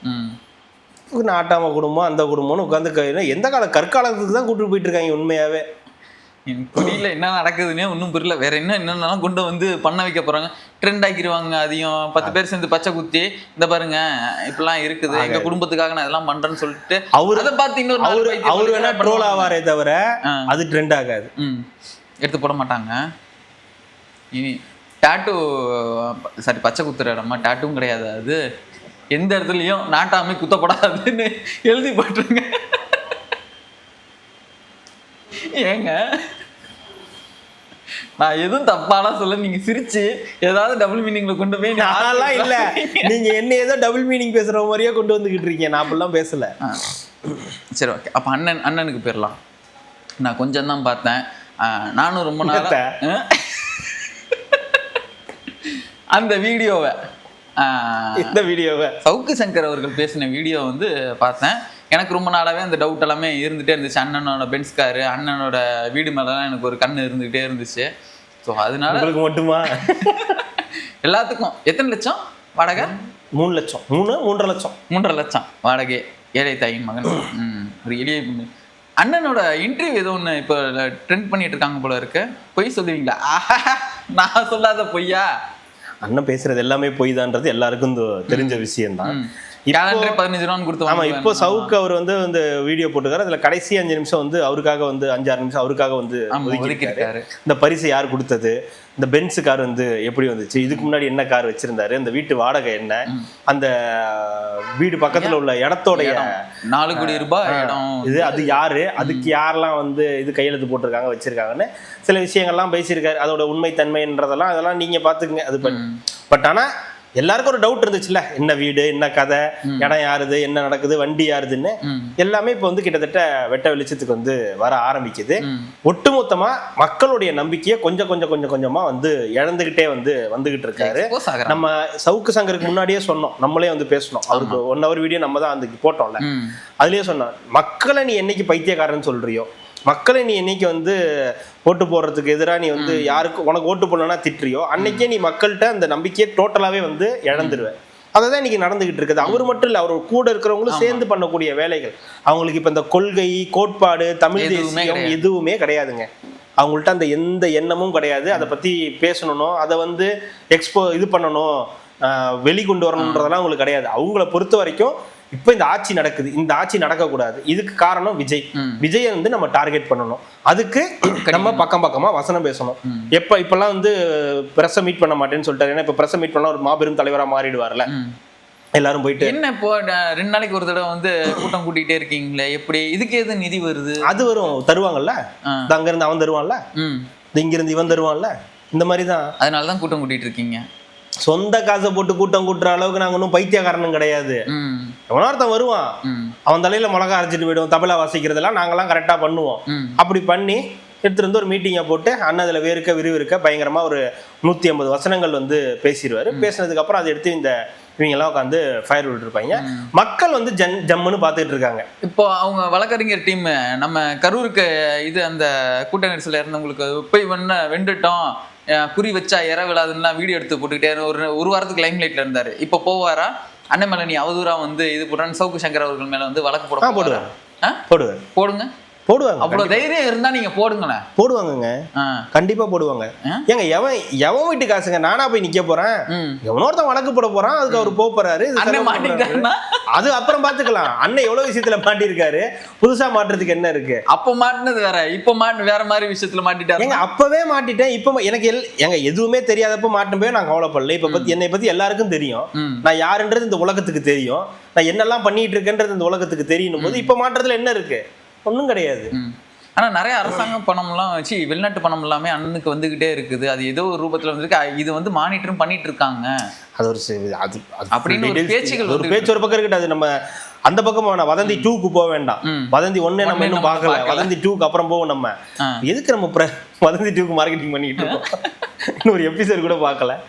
இல்ல இது மாதிரி இருக்கக்கூடிய இடத்துல அண்ணன் மாற்றுறதுனால ஒன்றும் நான் தான் சொல்றேனேங்க, அதெல்லாம் முடிஞ்சு போச்சுங்க. இந்த தமிழ் தேசியமும் கிடையாது, ஒன்றும் கிடையாது, கொள்கை கோட்பாடு எதுவும் கிடையாது. ஒரே ஒரு நோக்கம், விஜயை திட்டணும். அதுக்கு நமக்கு ஒரு பக்கம் இது வந்துகிட்டு இருக்கு. அதுக்கு நம்மளோட தம்பி இருக்கா, அப்படி தம்பி வந்து கோட் ஷூட்லாம் போட்டு ஜம்முன்னு உட்காந்து வீடியோலாம் வந்து பண்ணுவாரு. புது ட்ரெண்டா இருக்காமே. நீங்க வேற அலறாரா விஜய், அலறாரா. ஒரு நாள் வீடியோ பார்த்தோன்னு அப்படியே ஒரு மாதிரி ஆயிடுறாராம். சாட்டை சுழட்ட ஆரம்பிச்சானா என்ன நடக்கும் தெரியுங்களா? ஏதோ கோட் ஷூட்லாம் அப்புறம் தான் சொல்றாங்க, கோட் ஷூட் போட்டு நீங்க வந்து வீடியோ தான் தம்பி பண்ண முடியும், கோட்டைக்கெல்லாம் வர முடியாது, பிதிக்கிட்டாங்க, அதனால அங்கேயே உட்காந்துருங்க, கோட்டைக்கு வர முடியாதுன்றது வந்து உட்காருங்க, நீங்க வந்து வீடியோ மட்டும் தான் உட்காந்து பண்ணிட்டு இருக்க முடியும் அப்படின்றது மக்கள் சொல்லிட்டாங்க. நல்லா பண்றாங்க, நல்லா இருக்கு, நல்ல நகைச்சுவை உணர்வோட இருக்கு. நான் என்ன சொல்றேன், இதுக்கு தாவேகாவினர் ட்ரிகர் ஆக வேண்டிய அவசியமே கிடையாது. அவர் வந்து ஒரு முக்கியமான ரோல் வகிச்சிருக்காரு. 2026 தேர்தலில் தாவேகாவுக்காக ஒரு முக்கியமான ரோல் வகிச்சிருக்காரு. அவரு சொல்லிக்கலாம் 108 இடங்கள் மட்டுமே ஜெயிச்சீங்க, மெஜாரிட்டி வந்து அது இல்ல. அந்த 108 இடங்கள் வரதுக்கு காரணமே அவரும் ஒரு காரணம், முக்கியமான காரணம். விஜய் அவர்கள் இதெல்லாம் ஒரு முக்கியமான காரணம், மக்களுடைய மாற்றம் ஒரு முக்கியமான காரணம்னா பேசி பேசி இந்த வெறுப்பை விதைச்சதுல இவங்க மேல வந்து ஒரு சாஃப்ட் கார்னருக்கு பெரிய பங்கு இவருக்கும் இருக்கு. அதை அவரை தொடர்ந்து பண்ண விடுங்க, அவரை வந்து விட்டுறாதீங்க. தாவேக்காவுக்கு அன்னைக்கு அதே தான் சொல்றேன், நீங்க அதை சொல்ற தாவேக்காவினருக்கு சாட்டை ரொம்ப முக்கியமான ஒரு நபர். அவரை விட்டுறாதீங்க, அவரை பண்ண விடாம எதுவும் விட்டுறாதீங்க. அவர் பண்ணதான் மக்கள்கிட்ட நாம் தமிழர் எக்ஸ்போஸ் ஆகும். தாவேக்காவுக்கு அந்த சாஃப்ட் கார்னர் அப்படியே இருக்கும். இவர் ஒன்றும் கிளிக்கிறது இல்லை, இவர் ஒன்றும் எக்ஸ்பிளைன் பண்ணி 100 நாள் இது பண்றது கோட் சூட் போட்டு வந்துட்டா மக்கள் பார்ப்பாங்க, நல்லா இருக்கு அப்படின்னுவாங்க, சூப்பரா இருக்குன்னுவாங்க. அண்ணன் இப்படி பேசும்போது ரசிப்பாங்க. அதெல்லாம் மக்கள் பண்ணாங்க. ஆனா ஓட்டு போடல பாத்தீங்களா, அவன் ஓட்டு போடவே மாட்டான். பைத்தியக்கார பள்ளிகளுக்கு தெரியாதா கரெக்டா பைத்தியக்கார போய் கரெக்டா பண்ணிட்டு போயிட்டான். ஆமா, மக்கள்லாம் எப்ப இவங்களுக்கு ஓட்டு போடுவாங்கன்னா, இவங்களுக்கு ஓட்டு போட்டு ஜெயிக்க போறோம், ஒட்டுமொத்த மக்களும் ஒரு ஒரு 2 கோடி மக்களும் மனநோயாளியா மாறணும், இனமே அழியணும். அதான் மனநோயாளியா மாறினா மட்டும்தான் இவங்களுக்கு ஓட்டு போட முடியும், இல்லைன்னா ஓட்டு போட முடியாது. அப்பயும் நேரா போய் அங்கதான் போடுவாங்களான்னு சொல்ல முடியாது. இல்ல அது போட்டுருவாங்க. மனநோயாளியா மாறினா வேற யாருக்கும் போட முடியும், தெளிவான பைத்தியமா இருக்கும். அதுதாங்க, மனநோயாளியா மாறினா வேற யாருக்கும் போட மாட்டாங்கல்ல. கரெக்ட், நம்ம தான் நம்ம கட்சி அப்படின்ட்டு கரெக்டா ஓட்டு போடுவாங்க. மக்கள் தெளிவா இருக்கிற வரைக்கும் இவங்களுக்கு வந்து ஓட்டு போட மாட்டாங்க. அதுக்கு ஓட்டு வாங்குறதுக்கான வேலைகளும் இவங்க செய்யறது கிடையாது. இவங்க செய்யறது பூரா வந்து மிமிக்ரி, ஆக்டிங், ஸ்டாண்டப் காமெடி, அப்புறம் பஞ்ச் டைலாக்ஸ்ன்ற பேர்ல இது இந்த ஆக்ரோஷமா பேசுறதுன்ற ஸ்டோரி டெல்லிங் அண்ணனோடது. அது அவரோட அவரது விட்டுருங்க, செக்மெண்ட் பிரிக்கிறீங்க. ஆமா ஏங்க, மிமிக்ரி அண்ட் ஸ்டாண்டப் காமெடி சாட்டை, இது ஆக்ரோஷமாக பேசுதல் இடும்பாவனம் கார்த்திக், ஸ்டோரி டெல்லிங் அண்ணனோடது. அதுக்குள்ளார நீங்க யாரும் போகாதீங்க, அது அவருக்கானது. ஏன்னா அது மட்டும் தான் அவருக்கு வரும். அப்படி இல்லைன்னா singing, story telling and singing வந்து ஃபைனலி சிங்கிங் பாடுறது அண்ணனுடைய வேலை. இது மாதிரி ஒரு பிரிச்சு கொடுத்துருக்காங்க. அவங்க கட்சிக்கு ஒருங்கிணைப்பாளருக்கு இது, இவருக்கு இது அப்படின்னு பிரிச்சு கொடுத்துருக்காங்க. அதுல எல்லாருக்கும் பிசினஸ் நல்லா இருக்கு. அதுலயும் இந்த கோட்லாம் போட்டு பண்றாரு இல்லையா, அவருக்கு நல்ல பிசினஸ் தான். ஏன்னா அவரை வந்து திராவிட முன்னேற்ற கழகத்தினரும் வந்து, ஏன்னா அவங்களுக்கு வேற வேலை கிடையாது, அவங்கள்ட்ட ஆள் கிடையாது இந்த மாதிரி பேசுறதுக்குலாம். இன்னும் பழைய மிமிக்ரி ஆர்டிஸ்ட் லியோனி இவங்களே தான் வச்சு செஞ்சுட்டு இருக்கேன், அதனால அவங்கள்ட்ட ஆள் கிடையாது. அப்புறம் வேற என்ன பண்றது, அப்போ இதைதான் பார்த்தாகணும். நல்லா இருக்கோ நல்லா இல்லையோ, சாட்டை சிதைச்சிட்டான், சாட்டை பிரிச்சுட்டான், சாட்டை மேஞ்சிட்டான், அவ்வளவுதான். சாட்டை விஜய்க்கு ஒரே எதிரி சாட்டை தான் வந்து எதிர்கட்சி தலைவர் அப்படின்னு வந்து ப்ரொமோட் பண்ணிட்டு இருக்காங்க. பண்ணிட்டு போங்க, மக்கள் ஆன்லைன்ல பார்த்துட்டு ஆஹா சூப்பரா இருக்கு அப்படின்வாங்க. ஆனா ஓட்டு மட்டும் உங்களுக்கு போட மாட்டாங்க. திமுக கூட போடுவாங்க, திருப்பி உங்களுக்கு போட மாட்டாங்க. அதுல இன்னொரு ஸ்போக் பர்சன் ஏதோ பேசுறாரு, பனைமரம் கீழே செஞ்சா பன்னிக்குட்டி தாவற மாதிரி வந்து பன்னிக்குட்டியை வந்து தவிர்க்க, உன்னால 5 வருஷம் என்னத்த சம்பாதிக்க முடியுமோ சம்பாரிச்சுக்கோ. இவங்க வந்தாங்கன்னா அதான் பண்ணுவாங்க. மைண்ட் செட் அதுதான், சம்பாதிக்கணும், எப்படியாவது சம்பாதிக்கணும். ஒண்ணு திரள் நிதி வாங்கி சம்பாதிக்கணும், இல்ல ஏமாத்தி ஏதாவது சம்பாதிக்கிறது கிடையாது. அவங்க லாங்குவேஜ்ல சம்பாதிக்கிறதுங்க.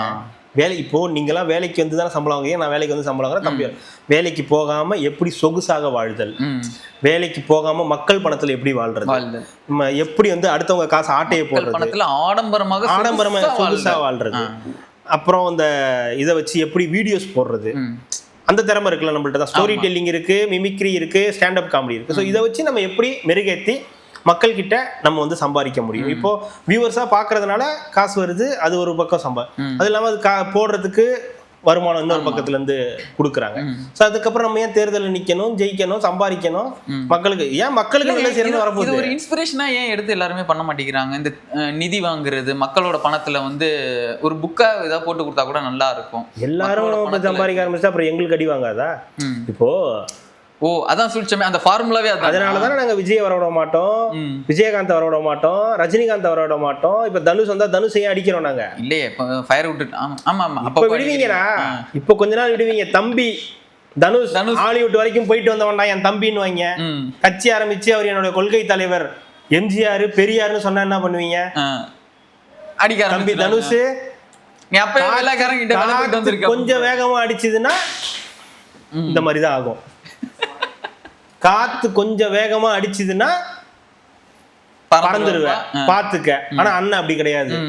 ஜிம்முக்கு போறவன் எவ்வளவு காத்து அடிச்சாலும் புயல் அடிச்சாலும் அப்படியே நீ சுனாமில தான் ஸ்விம்மிங்க போடுவேன், நான் அந்த சுழல்லையே ஸ்விம்மிங்க போடுறவன், என்கிட்ட நீ வச்சுக்காதுன்னு அப்போ ஒரு மாதிரி பேச வேண்டியிருக்கும். சூறாவளி காட்டுல சுண்டல் தின்றுவேன் வாய்ப்பு இருக்கு. ஆனா மண்ணா இருக்கும், அதனால இப்ப சாப்பிட முடியாது. அதனால ஸ்விம்மிங் போடுறதுதான் கரெக்டா இருக்குன்றதுனால அந்த அண்ணன் அந்த மாதிரி பண்ணுவேன். அதனால வந்து இயல்பு தான் அது. அவங்கள பொறுத்த வரைக்கும் அவங்க ஜெயிக்கவும் மாட்டாங்க, ம் இது பண்ணிக்கவும் மாட்டாங்க, மக்கள் சேவை செய்யணும்னு விரும்ப மாட்டாங்க. அப்படியே இருக்கணும், அப்படியே மெயின்டைன் பண்ணிக்கணும், அப்படியே சம்பாதிக்கணும், அப்படியே செட்டில் ஆயிடணும், இவ்வளவுதான். மற்றபடி ஜெயிக்கணும், சட்டமன்றத்துக்கு போகணுன்ற, சட்டமன்றத்துக்கு போகணும்னா சொல்லுங்க, கூட்டு போவாங்க. அதுக்கெல்லாம் உழைக்கணுமே. உழைக்கிறது வேற, கூட்டு போவாங்க, காட்ட போறாங்க, இதுதாங்க இவர் இங்க முதலமைச்சர் உட்காருவாரு, இங்க எதிர்கட்சி தலைவர் உட்காருவாரு அப்படின்னு காட்டுவாங்க. மற்றபடி அதுக்கெல்லாம் அவங்க ஆசைப்படுறதே கிடையாது. முதல்ல ஆசைப்பட்டவங்க நேரத்துக்கு போயிருக்க மாட்டாங்களா? கொலவெறியோட காத்திருக்கேன் இடைத்தேர்தலுக்குன்னு சொல்லுனா, அப்ப இத்தனை வருஷமா நீங்க கொலவெறியா இல்ல இருந்துச்சு, இப்ப ரொம்ப கொலவெறி மக்களுக்கு இருந்துச்சு, உங்களுக்கு கொலவெறில எதுக்கு இருக்கேன்? இப்ப கொஞ்சம் பசி ஓவர் ஆயிருச்சு.